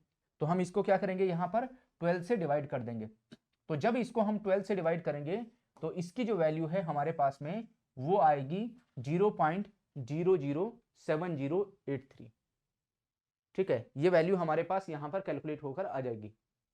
तो ये जो है अगर इसको देखोगे ये आपका per month rate of interest आ गया कैलकुलेट होके, ठीक है। अगर आप पर मंथ का रेट ऑफ इंटरेस्ट देखेंगे तो 0.007083 ये पर मंथ रेट ऑफ इंटरेस्ट है यहां पर। वहीं पर अगर आप देखोगे एन क्या है, N is tenure in number of months. तो नंबर ऑफ मंथ्स में यहां पर आ जाएगा हमारा टेन्योर, समय, यानी कितनी ईएमआई में भुगतान करना है, कितनी ईएमआई में पेमेंट करना है। तो आप देख रहे हैं यहां पर है 240 मंथ्स, 240 महीने, ठीक है, 240 ईएमआई में पेमेंट करना है, 240 महीने में पेमेंट करना है। तो चलिए सब कुछ हमारे पास में है, पी लोन अमाउंट भी हमारे पास में है, हमारे पास में रेट ऑफ इंटरेस्ट भी है, हमारे पास में यहां पर नंबर है ना, tenure in number of months वो भी है हमारे पास में। चलिए फॉर्मूले में पुट करते चले जाइए। तो पी लोन की अमाउंट कितनी है क्वेश्चन में दी गई है 25 लाख रुपए की है ना, मल्टीप्लाई हमारा आर हो जाएगा, और आर क्या होगा, आर है हमारा रेट ऑफ इंटरेस्ट, और रेट ऑफ इंटरेस्ट आ जाएगा 0.007083। उसके बाद में 1 प्लस 0.007083 यानी 1 प्लस आर की पावर एन है हमारा 240, 240 महीने। उसके बाद में डिवाइड करेंगे हम यहां पर 1 प्लस आर से, तो 1 प्लस 0.007083 की पावर 240। इस पूरे को कैलकुलेट करने के बाद में इसमें से हम -1 को यहां पर हटा देंगे, -1 कर देंगे। अब उसके बाद में होगा क्या, जो 25 लाख है इसको आप आर के साथ में मल्टीप्लाई कर दिए, रेट ऑफ इंटरेस्ट के साथ में मल्टीप्लाई करो। तो जब आप इसको यहां पर 25 लाख को इसके साथ में मल्टीप्लाई करोगे तो इसकी वैल्यू आ जाएगी 17,707.5। उसके बाद में यहां पर देखेंगे 1.007083 की पावर 240। अब इसको हम कैलकुलेटर की हेल्प से, है ना, कैलकुलेटर की मदद से हम इसकी वैल्यू निकाल लेंगे। इसकी वैल्यू आ जाएगी 5.44061। अब जो वैल्यू इसकी आएगी सेम वैल्यू इसकी आएगी यहाँ पर, है ना, क्योंकि ये भी सेम है यहाँ पर, तो सेम वैल्यू इसकी आएगी। लेकिन इसमें से हमारा -1 हो जाएगा, तो जो हमारा यहाँ कैलकुलेट होकर आएगा 5.44061, उसमें से हम 1 माइनस कर देंगे तो वैल्यू कितनी बचेगी, तो वैल्यू आ जाएगी 4.44061 की। अब उसके बाद में इस वैल्यू को हम इस अमाउंट के साथ में यहां पर मल्टीप्लाई करेंगे और इससे डिवाइड कर देंगे। तो जो ईएमआई कैलकुलेट होकर आ रही है ना, जो यहां पर बोरोवर को यानी मिस्टर ए को जो ईएमआई पे करनी है इस लोन में, वो है 21,695, 21,695 रुपए की ईएमआई इसको पे करनी पड़ेगी। तो इस तरीके से हम यहां पर ईएमआई को कैलकुलेट कर लेंगे। ये हमारा ईएमआई कैलकुलेट करने वाला फॉर्मूला हो जाएगा। उसके बाद में आते हैं हम लोग क्वेश्चन नंबर 2 में। क्वेश्चन नंबर 2 क्या कहता है यहां पर, अगर आप क्वेश्चन नंबर 2 को देखेंगे यहां पर, ठीक है, तो how much interest will be paid by mister A. तो यहां पर आपको बताना है कि भाई मिस्टर ए नाम के व्यक्ति ने कितना इंटरेस्ट पे किया, कितने इंटरेस्ट का भुगतान किया है यहां पर, ठीक है। अगर ये पूरे के पूरे लोन का इस 240 ईएमआई में पेमेंट करता है, भुगतान करता है, तो ऐसे केस में कितना इंटरेस्ट ये पे करेगा, कितना इंटरेस्ट इसको पे करना पड़ेगा यहां पर, ठीक है, वो आपको पहचानना है। तो how much interest will be paid by mister A. तो इसके लिए आप क्या कीजिए, आपके पास में ईएमआई की अमाउंट आ गई है, तो जो भी ईएमआई की अमाउंट है 21,000 समथिंग है, उसको 240 के साथ में हम मल्टीप्लाई कर देंगे, 240 के साथ में मल्टीप्लाई करेंगे, तो प्रिंसिपल और इंटरेस्ट अमाउंट दोनों आ जाएंगी, है ना, प्रिंसिपल और इंटरेस्ट अमाउंट दोनों कैलकुलेट होकर आ जाएगी। उसमें से प्रिंसिपल अमाउंट आपके पास है 25 लाख रुपए की, उठा के माइनस कर दीजिए, ठीक है। तो ईएमआई आपने कैलकुलेट कर ली थी कितनी, 21,695, है ना, कितनी है 240, 240 ईएमआई कस्टमर ने पे करी यहां पर। ओके, अब आप क्या करेंगे, 240 को 240 जो ईएमआई है उसको पर ईएमआई के हिसाब से मल्टीप्लाई करेंगे, तो टोटल प्रिंसिपल और इंटरेस्ट अमाउंट हमारा कैलकुलेट होकर आ रहा है 52,06,800, 52,06,800। अब इसमें से 25 लाख माइनस कर दो, क्योंकि जो लोन की अमाउंट है यानी प्रिंसिपल जो अमाउंट है वो 25 लाख की है। इसमें से जब माइनस करोगे तो रिमेनिंग कितना है यहां पर, तो रिमेनिंग है यहां पर 27,06,800, 27,06,000 जो 800 है वो आपका कैलकुलेट होकर आ रहा है यहां पर, है ना। ये जो कैलकुलेट होकर आ रहा है ये क्या है, ये है यहां पर इंटरेस्ट अमाउंट, यानी कस्टमर को 25 लाख रुपए के ऊपर 27,06,800 का इंटरेस्ट यहां पर पे करना पड़ेगा जब वो सारी ईएमआई पे कर देगा यहां पर। ओके, चलो आगे बढ़ेंगे, क्वेश्चन नंबर 3 की तरफ मूव करेंगे। क्वेश्चन नंबर 3 आपके सामने स्क्रीन पर आ रहा है, इस क्वेश्चन को देखिए। What will be outstanding balance in home loan after 5 years on continuous repayment of EMI. तो आपको बोला गया है कि अगर ये कस्टमर लगातार 5 साल तक अपने लोन की ईएमआई पे करता जाता है, लगातार अगर इसने 5 साल तक अपने लोन की ईएमआई का पेमेंट कर दिया, कॉन्टिन्यूअस यहां पर रीपेमेंट किया, तो अब आप बताइए इसके अकाउंट में जो आउटस्टैंडिंग बैलेंस है, यानी जो प्रिंसिपल अमाउंट का जो आउटस्टैंडिंग बैलेंस है वो कितना रहेगा इसके अकाउंट में, है ना, वो आपको यहां पर कैलकुलेट करके बताना है, ठीक है, वो यहां पर कैलकुलेशंस कीजिए। चलिए, तो इसके लिए हम क्या करेंगे, यहां पर सबसे पहले देख लेंगे कि 5 साल में उसने कितनी अमाउंट की ईएमआई पे की। तो इसके लिए जो वैल्यू जो हम यहां पर कैलकुलेट करेंगे, तो future value equal to present value 1 plus are की power n minus a multiply 1 plus are की पावर एन माइनस 1 और डिवाइडेड बाई आर यहां पर। तो एन्युटी वाला फॉर्मूला इस्तेमाल कर लेंगे यहां पर।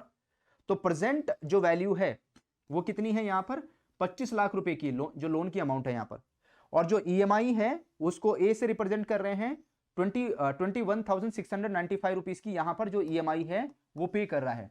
तो कितने 5 साल तक ईएमआई पे कर चुका है वो, 5 साल ईएमआई पे करने का मतलब है कि उसने हर महीने ईएमआई पे की होगी, तो 5 साल में इट मींस वो 60 ईएमआई पे कर चुका है, 60 ईएमआई पे कर चुका है यहां पर। और जो रेट ऑफ इंटरेस्ट है वो कितना 8.5% का है। तो यहां पर अगर आप पर मंथ के हिसाब से रेट ऑफ इंटरेस्ट देखेंगे तो 0.007083 आ जाएगा।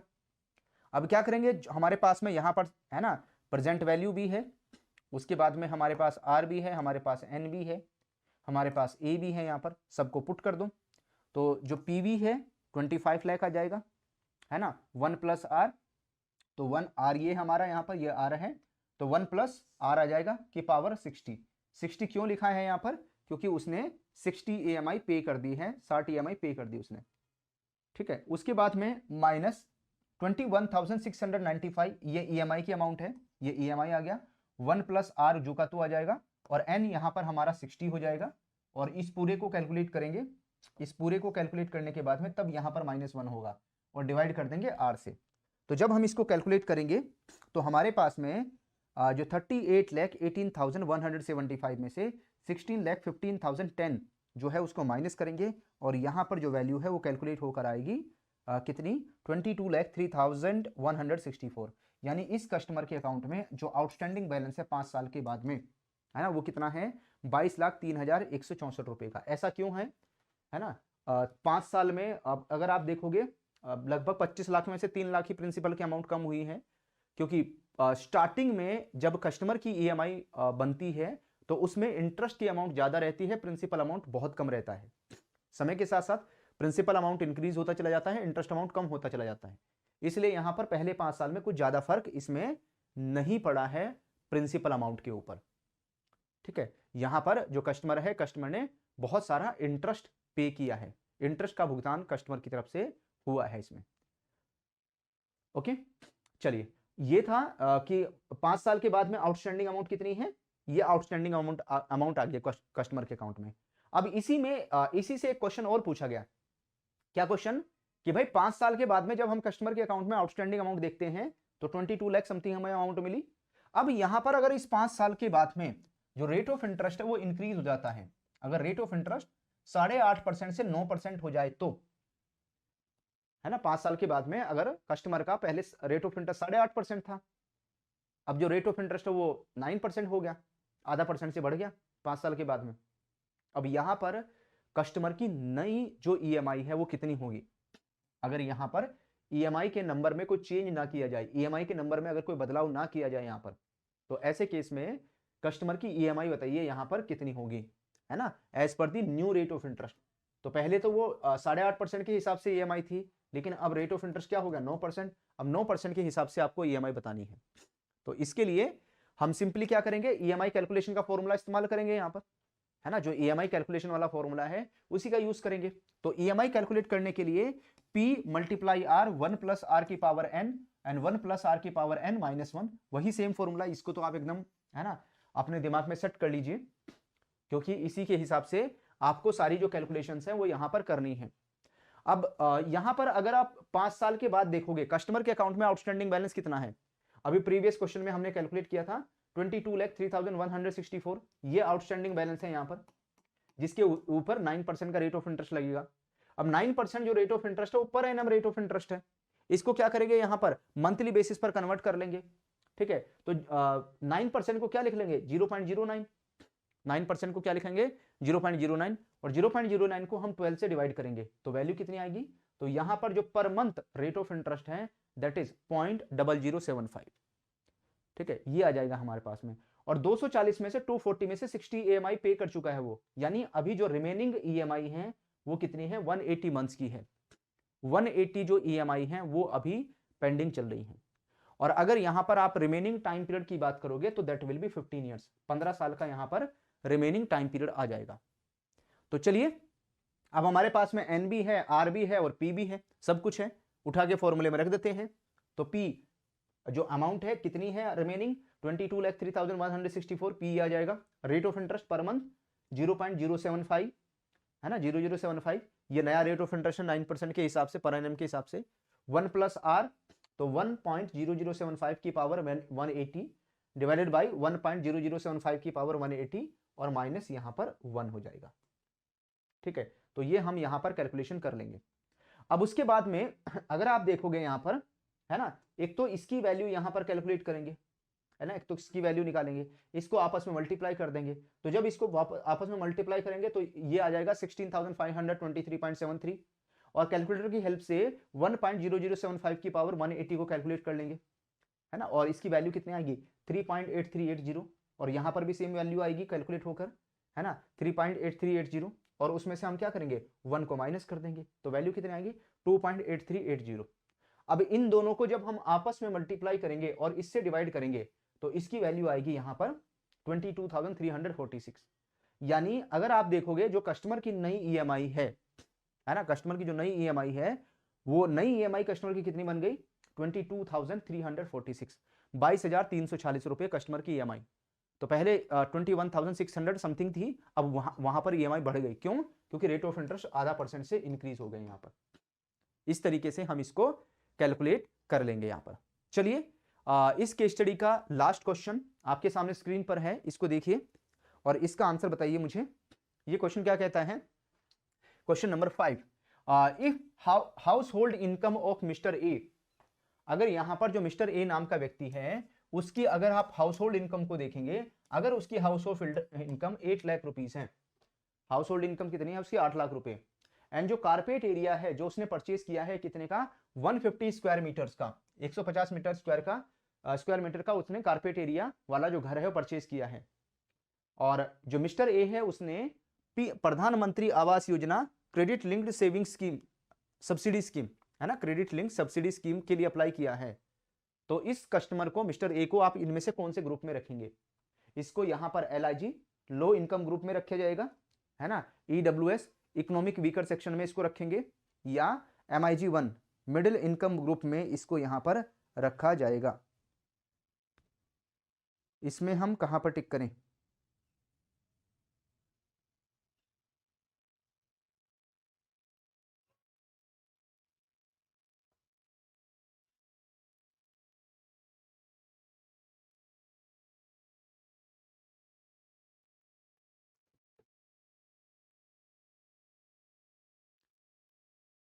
चलिए, तो यहां पर हमारा जो आंसर है वो क्या होगा, दैट इज MIG 1, है ना, मिडिल इनकम ग्रुप 1 कैटेगरी में आएगा। इसमें हम किसके ऊपर, सी के ऊपर टिक कर देंगे, सी हमारा करेक्ट आंसर है। हेलो एवरीवन, कैसे आप सभी ऑफिसर्स डॉट फोर्स इनके ऑफिशियल यूट्यूब चैनल में आप सभी का वेलकम है। जितने भी कैंडिडेट्स एस्पायरेंट्स हमारे साथ में कनेक्ट हो गए हैं भाई सभी को गुड इवनिंग और आप सभी का वेलकम है। CIB का एग्जाम अभी आपका होने वाला है मई 2024 में, और उसमें सबसे इंपॉर्टेंट पेपर है कौन सा, RBWM retail banking and wealth management. ये इंपॉर्टेंट पेपर क्यों है? क्योंकि सबसे लास्ट में होता है और यही एक ऐसा पेपर है जो आपके JAIIB के रिजल्ट को, है ना, JIIB के रिजल्ट की जब हम लोग बात करते हैं उसको फाइनलाइज करता है। JIIB का एग्जाम पास हुआ है नहीं हुआ है वो इसके ऊपर डिपेंड करता है, यहां पर इस पेपर के ऊपर RBWM का। तो हमेशा retail banking and wealth management में हमेशा टारगेट करके चलो कि मुझे कम से कम 60+ मार्क्स लेकर आने हैं इस पेपर में, 60+ नंबर तो मुझे लाने ही लाने हैं। और अगर आपके पास में JIB का महापैक 2.0 है तो JIB के महापैक 2.0 में आप में से जितने भी एस्पिरेंट्स क्लासेस अटेंड कर रहे हैं, ठीक है, JIB के महापैक 2.0 में आप में से जितने भी एस्पिरेंट्स क्लासेस अटेंड कर रहे हैं, तो हमने यहां पर एक जो टॉपिक है वो डिस्कस किया, एक टॉपिक हमने कवर कराया जिसका नाम है credit card and debit card. तो क्रेडिट कार्ड से रिलेटेड एक टॉपिक हमने कवर किया और उसके क्वेश्चंस की प्रैक्टिस मैं करवा रहा हूं आपको। तो देखिए एग्जाम को पास करने के लिए बहुत जरूरी है और वो है कॉन्सेप्ट इज पावर, है ना, कॉन्सेप्ट क्लियरिटी होना बहुत जरूरी है। आजकल का जो एग्जाम है वो कॉन्सेप्ट बेस्ड एग्जाम है और कॉन्सेप्ट क्लियरिटी होती है आपकी कहां से, JIB के महापैक 2.0 से। और यहां पर आप क्या करते हैं, आप यहां पर क्वेश्चंस की प्रैक्टिस करते हैं, अपने उस कॉन्सेप्ट की टेस्टिंग करते हैं। क्वेश्चन की प्रैक्टिस करने का मतलब है आपका कॉन्सेप्ट कितना स्ट्रॉन्ग है उसकी टेस्टिंग करना, है ना। उसमें आपको फिर बहुत मजा आने लगता है जब आप कॉन्सेप्ट क्लियरिटी आपकी हो जाती है, क्वेश्चन अटेम्प्ट करते हैं, क्योंकि आंसर मिलना शुरू हो जाते हैं, आंसर आप आराम से निकालना स्टार्ट कर देते हैं। और आज से JIB का नया बैच भी शुरू होने वाला है, तो आज से आप JIB के बिल्कुल नए बैच में लेक्चर नंबर 1 से क्लासेस अटेंड कर सकते हैं। अगर अभी तक आपने JIB के महापैक 2.0 में एनरोलमेंट नहीं किया तो आज कर लेना, सो दैट आज से ही आपको लेक्चर नंबर 1 से क्लासेस मिलनी शुरू हो जाएं। चलिए बढ़ते हैं और एक क्वेश्चन आपके सामने स्क्रीन पर आया है, क्वेश्चन नंबर 1। अगर इस क्वेश्चन को देखेंगे, क्वेश्चन क्या कहता है, which of the following reasons contribute to the wide spread acceptability ठीक है, अगर हम किसकी बात करते हैं, वाइड स्प्रेड एक्सेप्टेबिलिटी की बात करते हैं,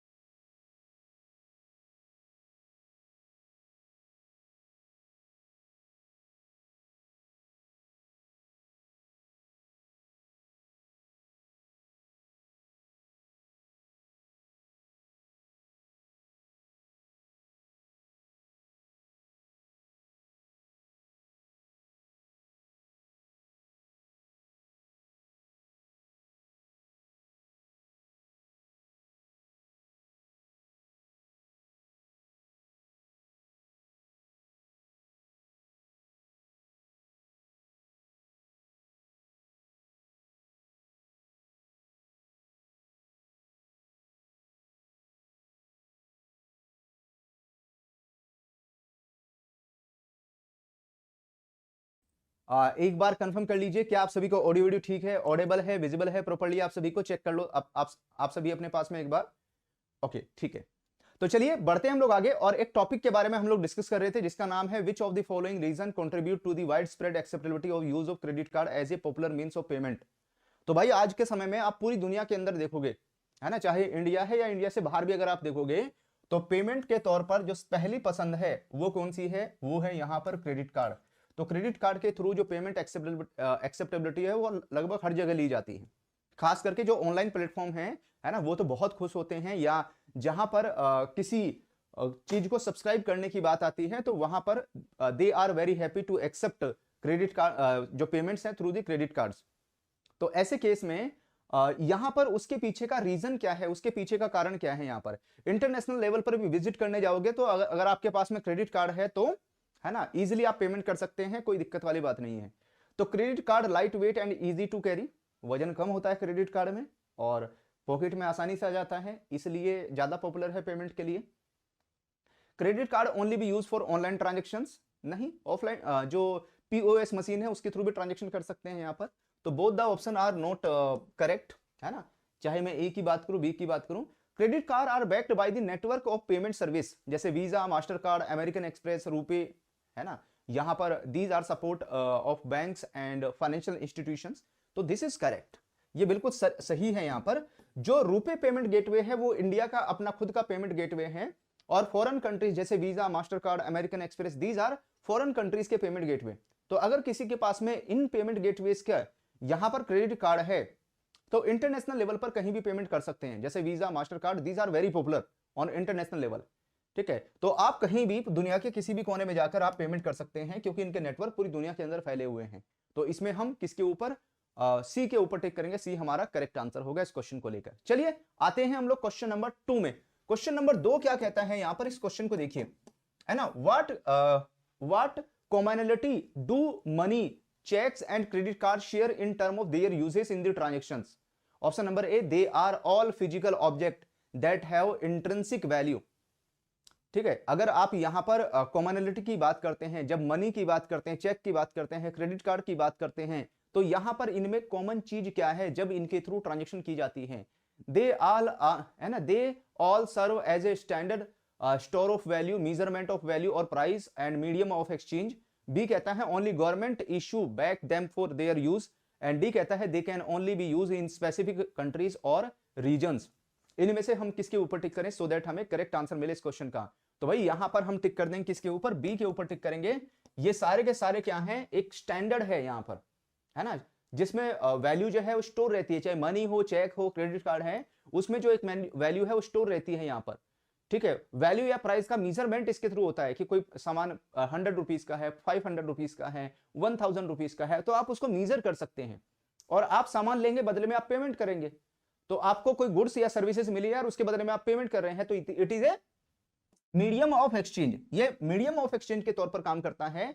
तो ये जो चीजें हैं these are common, money, cheque और क्रेडिट कार्ड में ये सब चीजें आपको यहां पर कॉमन मिल जाएंगी। तो इसमें हम किसके ऊपर, बी के ऊपर टिक करेंगे। चलो आ जाते हैं हम लोग क्वेश्चन नंबर 3 में। क्वेश्चन नंबर 3 को देखिए और बताइए इसमें आंसर क्या होगा। In India which of the following statement regarding banks and their involvement in credit card business is accurate, है ना। अगर आप देखोगे इनमें से कौन सी जो स्टेटमेंट है यहां पर, है ना, इनमें से कौन सी स्टेटमेंट है जो बैंक्स को लेकर, है ना, जब हम बैंक्स की बात करते हैं और उनके इन्वॉल्वमेंट की बात करते हैं क्रेडिट कार्ड बिजनेस में, दैट इज एक्यूरेट, है ना, वो क्या है यहां पर, वो एक्यूरेट है। ऑप्शन नंबर ए कहता है कि जो बैंक है वो ओनली क्रेडिट कार्ड इश्यू करते हैं यहां पर थ्रू ए सब्सिडरी या आरबीआई से प्रायर जो अप्रूवल है उसकी रिक्वायरमेंट होती है each and every credit card को इश्यू करने से पहले। तो बिल्कुल गलत है, each and every credit card को इश्यू करने के लिए आरबीआई की परमिशन यहां पर रिक्वायर्ड नहीं होती, गलत है ये। उसके बाद में bank need to have net worth of 10 crore to undertake credit card business, तो यहां पर 10 करोड़ वाली वैल्यू भी गलत है ये, है ना, 10 करोड़ भी गलत है, तो इसलिए हम बी के ऊपर भी यहां पर कट कर देंगे, है ना, ये भी हमारा आंसर नहीं है। उसके बाद में banks without the prior approval of RBI can undertake credit card business either on their own और in collaboration with the issuing banks.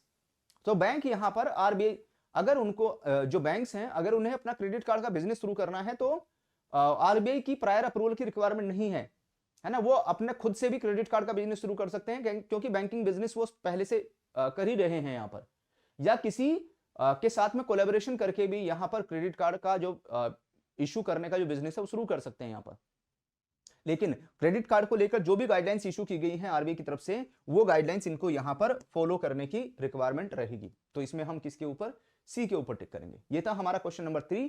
Question number 3 के बाद में आते हैं हम लोग क्वेश्चन नंबर 4 में, और क्वेश्चन नंबर 4 आपके सामने स्क्रीन पर है। क्वेश्चन क्या कहता है, what is the primary distinctions between credit card and debit card. अगर मैं क्रेडिट कार्ड या डेबिट कार्ड की बात करूं, इन दोनों के बीच में अंतर क्या है, इन दोनों के बीच में डिफरेंस क्या है ना, वो डिफरेंस या अंतर पहचानिए, इन दोनों के बीच में क्या होगा। ऑप्शन नंबर ए कहता है credit card issued by non banking entities while जो क्रेडिट कार्ड है these are only issued by the banks. उसके बाद में बी कहता है credit card are issued by non banking entities, नहीं, जो डेबिट कार्ड है वो तो बैंक भी इशू करते हैं, है ना, क्रेडिट जो डेबिट कार्ड है वो तो किसके द्वारा, जो बैंक्स के द्वारा इशू किए जाते हैं, तो ये तो ऑप्शन यहीं पे गलत हो गया।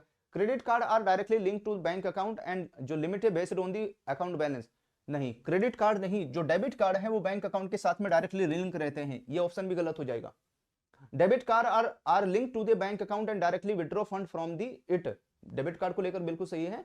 जबकि credit card offer a revolving line of credit, है ना, विच मे और may not be link to bank account, तो यहां पर रिवॉल्विंग लाइन ऑफ क्रेडिट है, या बिल्कुल सही है ना, इसका क्रेडिट कार्ड में यूज ही होता है बाय नाउ पे लेटर, है ना, अभी खरीद लीजिए बाद में पेमेंट कर दीजिए, वो इसमें इस्तेमाल ही होता है, यहां पर बिल्कुल यूज होता है। तो ऐसे केस में ये जो वाली जो ऑप्शन ये जो बी सी की बात करूं ये ठीक है यहां पर, है ना, डेबिट कार्ड वाली स्टेटमेंट भी सही है, और क्रेडिट कार्ड में यहां पर हर महीने बिल बनता है और उस बिल का ड्यू डेट या उससे पहले जो भी कार्ड होल्डर है उसको पेमेंट करने की रिक्वायरमेंट आती है, तो इसमें हम सी के ऊपर टिक करेंगे। चलो आ जाते हैं हम लोग क्वेश्चन नंबर 5 में। क्वेश्चन नंबर 5 को देखिए, ये क्वेश्चन क्या कहता है, प्रीपेड कार्ड्स, अगर मैं किसकी प्रीपेड कार्ड्स की बात करूं, prepaid card are characterized by which of the following features. अगर मैं क्रेडिट प्रीपेड कार्ड की बात करूं तो उसमें यहां पर कौन सा फीचर्स हो जाएगा, है ना, क्या है उसका फीचर्स, तो they offer unlimited credit and link to directly to a user credit score. क्या प्रीपेड कार्ड में अनलिमिटेड क्रेडिट की फैसिलिटी मिल जाती है, बिल्कुल गलत है, रॉन्ग है, यहां पर अनलिमिटेड क्रेडिट की फैसिलिटी नहीं मिलती है। उसके बाद में दे can only be issued by non banking entities prior approval from RBI, तो नॉन बैंकिंग एंटिटीज और bank entities both can issue these prepaid cards, तो ये भी यहां पर सही नहीं है। उसके बाद में the value in the prepaid card is determined by the amount paid in the advance by the card holder, तो कार्ड होल्डर एडवांस में ही कुछ अमाउंट पे करता है कार्ड इशूइंग कंपनी को, कार्ड इशूइंग बैंक को, and they can be presented in various form such as smart card, mobile wallet and paper voucher, बिल्कुल ठीक है यहां पर। तो जितने भी प्रीपेड कार्ड है वो स्मार्ट कार्ड की फॉर्म में भी हो सकते हैं, कोई मोबाइल वॉलेट भी हो सकता है, या कोई पेपर वाउचर भी यहां पर हो सकता है, इसमें से कुछ भी हो सकता है यहां पर। तो इसमें हम किसके ऊपर, सी के ऊपर टिक करेंगे, सी हमारा करेक्ट आंसर होगा इस क्वेश्चन को लेकर। चलिए आते हैं हम लोग क्वेश्चन नंबर 6। क्वेश्चन नंबर 6 आपके सामने स्क्रीन पर है, यहां पर क्वेश्चन नंबर 6 को ध्यान से पढ़िए। तो which statement best describe the primary function and identification feature of credit card. अगर आप यहां पर देखोगे जो क्रेडिट कार्ड है है ना। अगर आप क्रेडिट कार्ड में देखोगे तो कौन सी जो स्टेटमेंट है बेस्ट तरीके से डिस्क्राइब करती है जो प्राइमरी फंक्शन एंड आइडेंटिफिकेशन होगा यहाँ पर, क्रेडिट कार्ड के प्राइमरी फंक्शन क्या है ना, उसके जो मेन फीचर्स है वो क्या है यहाँ पर। ऑप्शन नंबर ए कहता है कि जो क्रेडिट कार्ड है this is a primary use for identity verification without no financial functionality. Credit card is a primary used for identity verification. क्या ऐसा है क्या जो आइडेंटिफिकेशन के तौर पर जैसे आधार कार्ड है ना, वोटर आईडी कार्ड है, ड्राइविंग लाइसेंस है, पासपोर्ट है, वो आइडेंटिटी वेरिफिकेशन के लिए होते हैं। क्या क्रेडिट कार्ड भी ऐसा ही होता है? नहीं, बिल्कुल गलत है, रॉन्ग है ना, इसका नेचर ऐसा नहीं होता यहाँ पर। उसके बाद में credit card is a plastic card with personal information जो यहां पर यूजर को अलाउ करती है withdraw unlimited amount of cash. नहीं, यहां पर आप क्रेडिट कार्ड से अनलिमिटेड कैश विड्रॉल नहीं कर सकते। हर क्रेडिट कार्ड में एक लिमिट होती है यहाँ पर, उस लिमिट के तहत ही आप यहां पर विड्रॉल कर सकते हैं। तो ए तो गलत है, ये बी भी हमारा रॉन्ग हो जाएगा। एक credit card is a plastic card जो यहां पर user enable the user authorise to charges for purchase और services to their accounts and which will bill periodically. ये बिल्कुल सही लग रहा है यहाँ पर। तो क्रेडिट कार्ड एक प्लास्टिक कार्ड है और ये यहाँ पर जो भी कार्ड होल्डर है वो इससे परचेस कर सकता है, सर्विस ले सकता है, और इस कार्ड के से पे कर सकता है, वो पेमेंट करेगा, गुड्स एंड सर्विसेज को परचेज कर लेगा, ठीक है। और इसका जो बिल है वो नॉर्मली मंथली बेसिस पर बिल बनता है। तो यहां पर बिल्ड पीरियोडिकली, तो हर महीने यहां पर उसका बिल बनता है। तो ये स्टेटमेंट सही हो जाएगी हमारी, सी के ऊपर टिक करेंगे।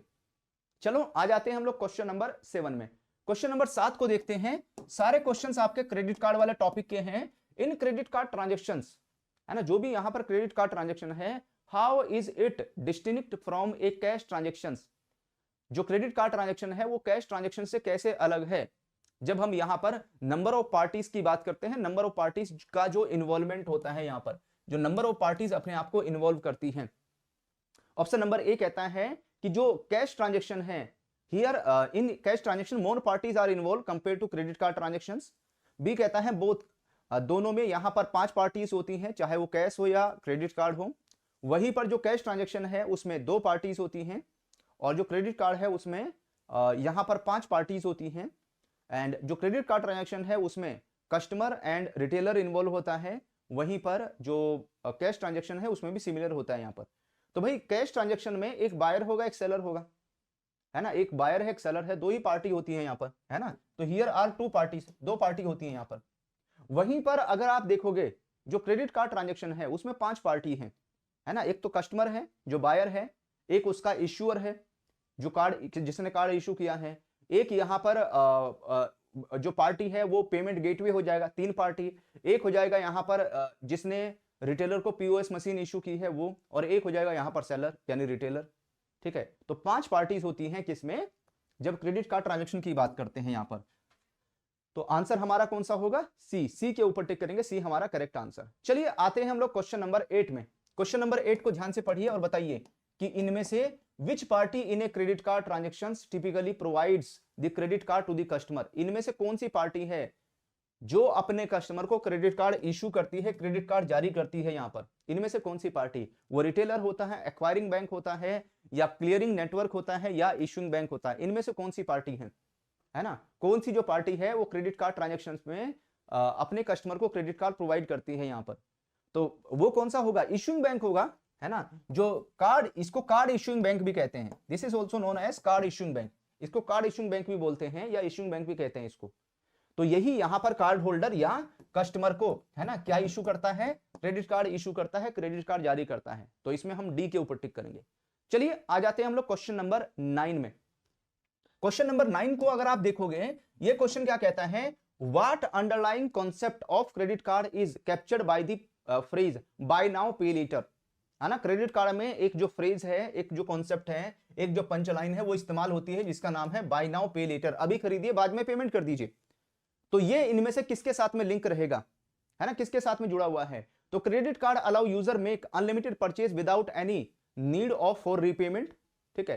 एंड उसके बाद में जो credit card mandate user to pay immediately after every purchase. तो क्रेडिट कार्ड में क्या होता है, अभी परचेज कर लो, है ना, और उसके बाद में डेफर पेमेंट है ना, बाद में पेमेंट कर लेना, यहाँ पर फ्यूचर की डेट में आप पेमेंट कर लेना। अभी आप क्रेडिट कार्ड का इस्तेमाल करके जो भी गुड्स एंड सर्विसेज आपको परचेज करनी खरीद लो, बाद में उसका पेमेंट कर देना जब उसका बिल बनेगा यहाँ पर। तो इसमें हम किसके ऊपर, सी के ऊपर टिक करेंगे, सी हमारा करेक्ट आंसर होगा। ठीक है, आप में से जो हम लगातार आपको 8 PM पर पीपीबी क्लासेस प्रोवाइड कर रहे हैं, लगातार आपको पीपीबी जो क्लासेस है 8 PM पर मिल रही हैं। तो अगर आप वो क्लासेस अटेंड कर रहे हो तो क्वेश्चंस को अटेंड करने में आपको बहुत अच्छा लग रहा होगा, बहुत मजा आ रहा होगा। ओके, तो चलिए आज का लास्ट क्वेश्चन है, वीडियो को लाइक जरूर कर लेना सो दैट सारे क्वेश्चंस आपके अकाउंट में सेव हो जाएं। और ये है क्वेश्चन नंबर 10। अगर इस क्वेश्चन को देखेंगे, what was the primary purpose behind the issuance of proprietary card by the oil companies and consumer stores in the early 1900, है ना। इनमें से जो प्राइमरी पर्पस क्या था, यहां पर जो कार्ड इशू करने की परंपरा शुरू हुई, तो उसके पीछे का जो बड़ा रीजन है, यहां पर जो कस्टमर लॉयल्टी है उसको क्रिएट करना। ठीक है, कस्टमर को लॉयल कस्टमर बनाना और इसके साथ साथ अपनी जो सर्विसेज है उसमें यहां पर इंप्रूवमेंट करना, है ना, उसमें यहां पर सुधार करना। तो इसमें हम किसके ऊपर, सी के ऊपर टिक करेंगे, सी हमारा करेक्ट आंसर है। तो these are the 10 very important questions. इन सभी क्वेश्चंस को अटेम्प्ट करके आपने कितना स्कोर किया है, जल्दी से आप मेरे साथ में शेयर कर दीजिए। हेलो एवरीवन, कैसे हैं आप सभी ऑफिसर्स। अडर इन्फॉर्मेशन के ऑफिशियल यूट्यूब चैनल में आप सभी का वेलकम है। जितने भी कैंडिडेट्स एस्पिरेंट्स हमारे साथ में कनेक्ट हो गए हैं, भाई सभी को गुड इवनिंग और आप सभी का वेलकम है। लक्ष्य जेआईबी में 2024 की जो सीरीज है हमने आप सभी के लिए कंटिन्यू करके रखी हुई है। RBWM retail banking and wealth management के लगातार मोस्ट इंपोर्टेंट क्वेश्चंस आप सभी को प्रोवाइड कर रहे हैं। और आरबीडब्ल्यूएम सबसे लास्ट पेपर होता है, लेकिन सबसे इंपॉर्टेंट भी होता है, क्योंकि जेआईबी पास हुआ है नहीं हुआ है वो इसी पेपर के ऊपर डिपेंड करता है। इसलिए इस पेपर में हमेशा टारगेट करके चलो कि मुझे कम से कम 60+ मार्क्स लेकर आने हैं, 60+ नंबर मुझे लाने ही लाने हैं इस पेपर में, है ना। ये हमेशा टारगेट बना के चलो।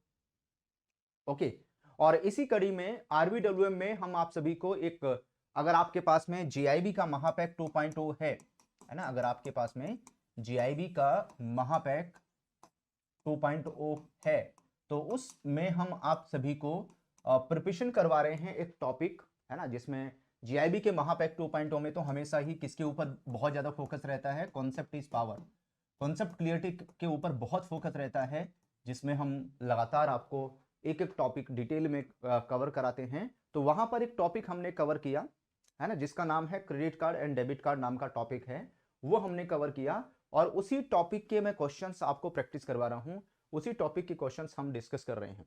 उसी में से एक क्वेश्चन आपके सामने स्क्रीन पर आया है। अगर आपने वो टॉपिक कवर किया हुआ है तो आपको इन क्वेश्चंस को अटेम्प्ट करने में बहुत अच्छा लगेगा। और अगर आपने वो टॉपिक कवर नहीं किया तो जीआईबी के महापैक 2.0 में, जो आपको adda247.com पर मिल जाएगा या adda247 एप्लीकेशन में मिल जाएगा, अभी आप अपना एनरोलमेंट करके उन सभी वीडियोस को देख लो और क्वेश्चंस को अटेम्प्ट करो। ठीक है, आपको जो हर क्वेश्चन का जो आंसर है वो मिलना शुरू हो जाएगा। यहाँ पर हाउ, क्वेश्चन नंबर 1 आपके सामने स्क्रीन पर है और ये क्वेश्चन क्या कहता है, how did the charge it, है ना, कार्ड का नाम है charge it card, introduce by John Biggins in 1946। 1946 में इंट्रोड्यूस किया गया। Function in term of transactions. Option number A कहता है merchants would send the slips directly to the card holders for reimbursement. B कहता है यहां पर the card allowed customer to pay directly via online portals. C local merchants would forward the purchase slip to Begins Bank, which would then reimburse the merchant and collect from the customers. D कहता है all the transactions were cash based and the card only serve as a power of identity, है ना। ये question है हमारे सामने screen पर। तो इस क्वेश्चन के अकॉर्डिंग जो आंसर है वो हमारा क्या होगा यहाँ पर। तो भाई जो चार्ज इट नाम का जो कार्ड है, इसको जॉन बिगिंस ने 1946 में इंट्रोड्यूस किया। एंड ये जो कार्ड इंट्रोड्यूस किया गया था, है ना, ये ऐसी ट्रांजेक्शन्स थी जो यहां पर लोकल मर्चेंट्स के पास में जाकर इस कार्ड के थ्रू ट्रांजेक्शन की जा सकती थी, है ना। जो भी लोकल मर्चेंट्स थे वो यहां पर फॉरवर्ड कर देते थे जो चार्ज स्लिप है किसको, बिगिंस बैंक को, और बिगिंस बैंक उन चार्ज स्लिप के अकॉर्डिंग यहां पर पेमेंट कर देता था उन मर्चेंट बैंक को, और जिनके पास में कार्ड होता था उनके अकाउंट से वो पैसा डेबिट कर लिया जाता था।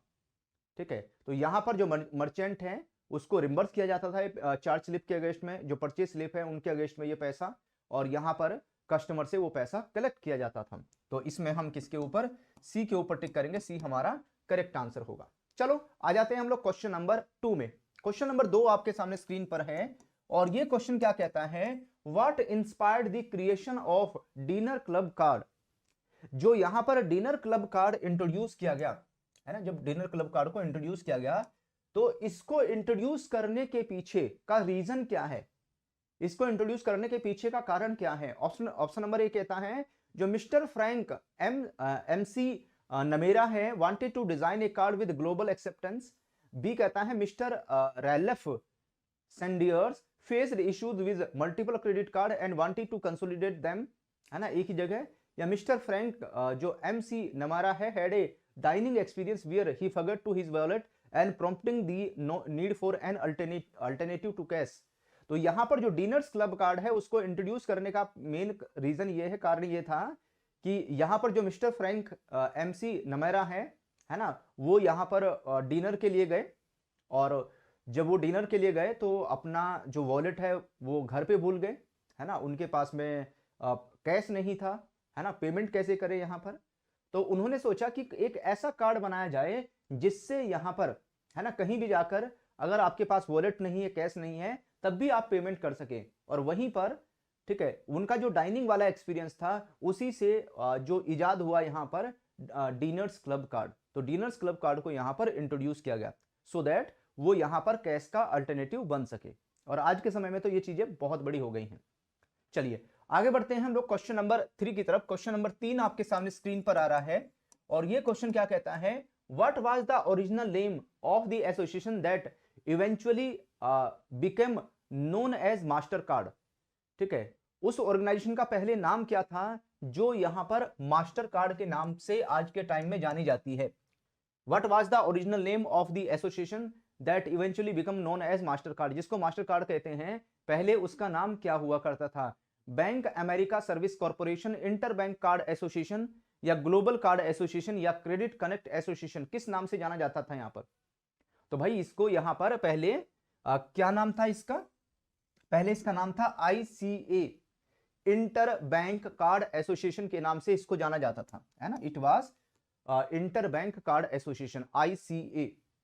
ठीक है, एंड बाद में जो इसका नाम है वो चेंज करके मास्टर कार्ड कर दिया गया। और मास्टर कार्ड एक ऐसा कार्ड है जो ग्लोबल लेवल पर एक्सेप्ट किया जाता है। ग्लोबल लेवल पर, है ना, दुनिया के किसी भी कंट्री में चले जाइए, आपके पास में अगर मास्टर कार्ड या वीजा कार्ड है क्रेडिट कार्ड में, तो आप वहां पर पेमेंट कर सकते हैं, कोई प्रॉब्लम नहीं होगी, कोई दिक्कत नहीं होगी। चलिए आगे बढ़ते हैं। In a closed loop system how is the transaction process. तो ये था हमारा क्वेश्चन नंबर 3। क्वेश्चन नंबर 3 के बाद में आ रहे हैं हम लोग क्वेश्चन नंबर 4 में। और क्वेश्चन नंबर 4 को देखिए, in a closed loop system, है ना, एक जो सिस्टम है क्लोज लूप सिस्टम है, how the transaction process characterized. यहां पर जो ट्रांजैक्शन प्रोसेस है आप वो कैसे कंप्लीट होता है, वो कैसे पूरा होता है यहां पर। तो transaction data is shared with the thousand of members and process through a centralised system. B, it is primarily governed by Visa and Mastercard and involve multiple parties. C कहता है a single firm captures process all of the transaction data contracting directly with card holders and merchants. D कहता है it involve separate acquiring and issuing bank and requires the corporations of several intermediary institutions. अगर मैं close loop system की बात करूं, यहां पर जो क्लोज लूप सिस्टम है ना, जब हम किसकी क्लोज लूप सिस्टम की बात करते हैं तो उसमें जो ट्रांजैक्शन प्रोसेस है उसके बारे में बताइए।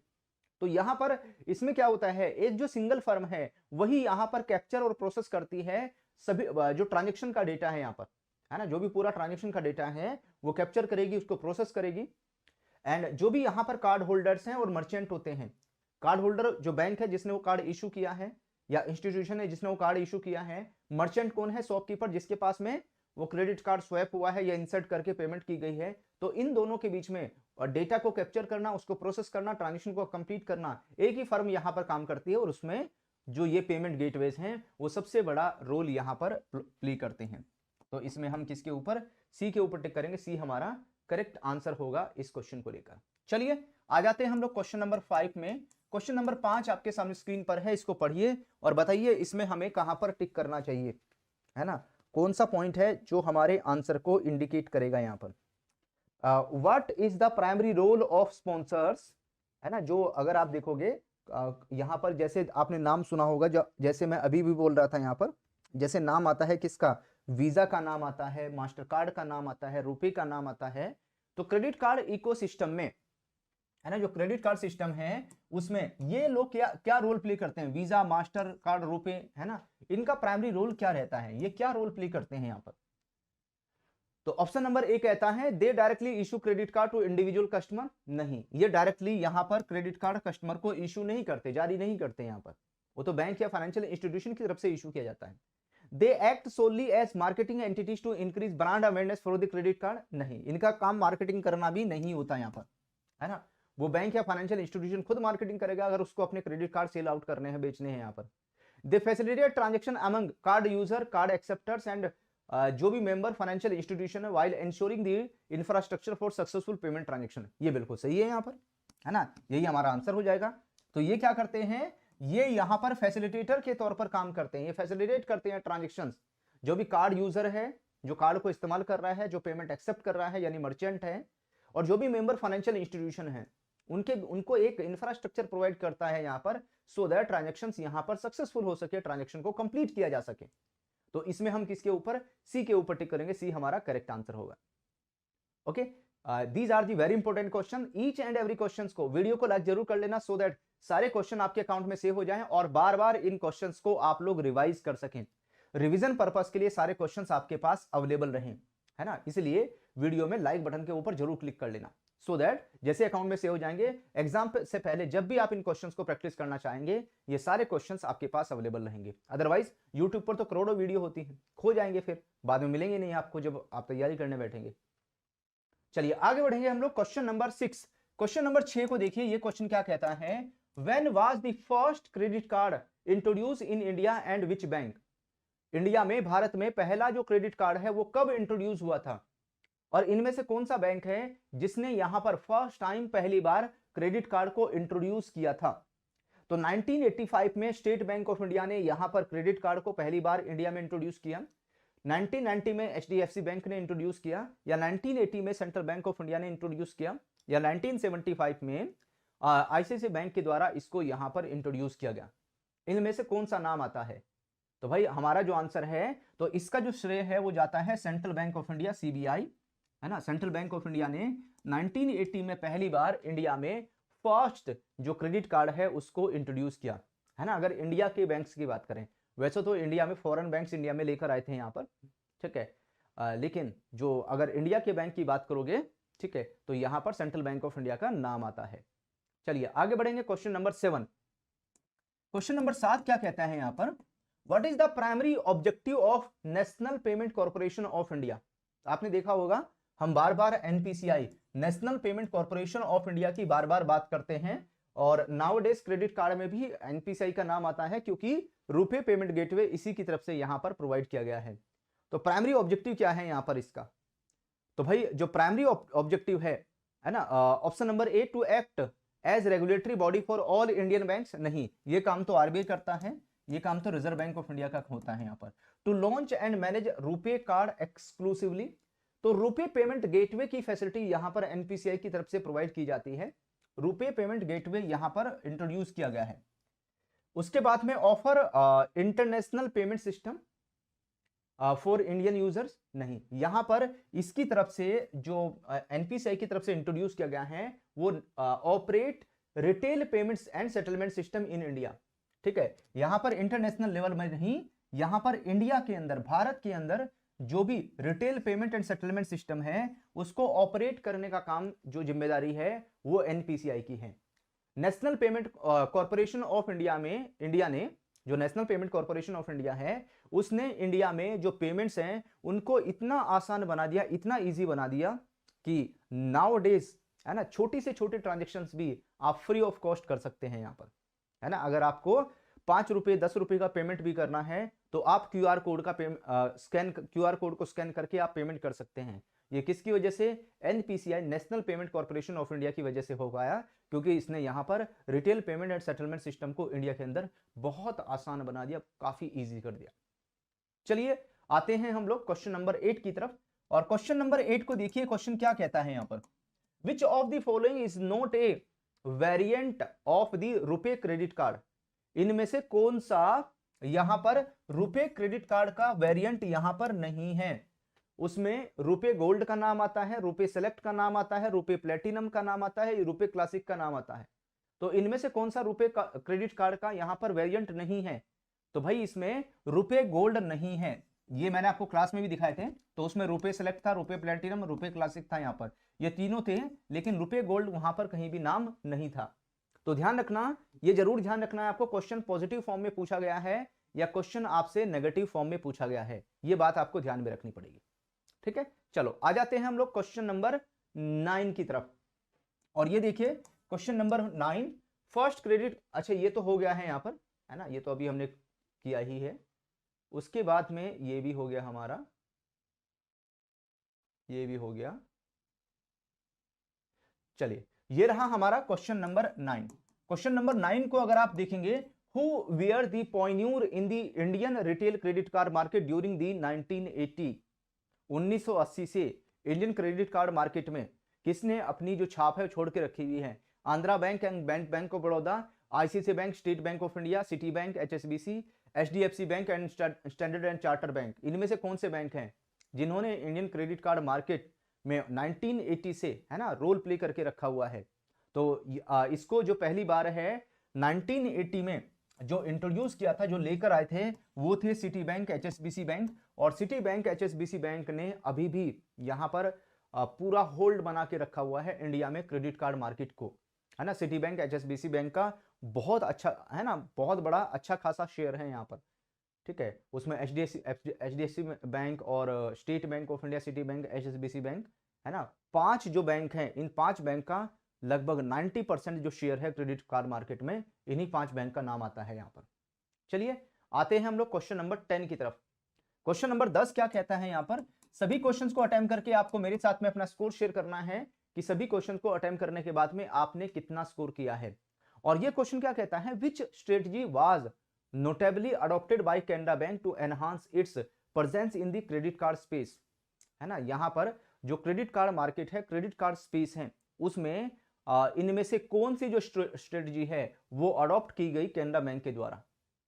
ऑप्शन नंबर ए कहता है it become the first bank to issue credit card in India, गलत, है ना, कैनरा बैंक का नाम नहीं आता उसमें। B, it exclusively partner with the foreign bank to boost its credit card operations.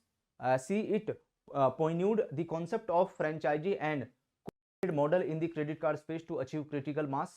And D, it solely target rural areas for its credit card promotions. इसमें हमें कहां पर टिक करना चाहिए, तो ये भी एक अच्छा क्वेश्चन है।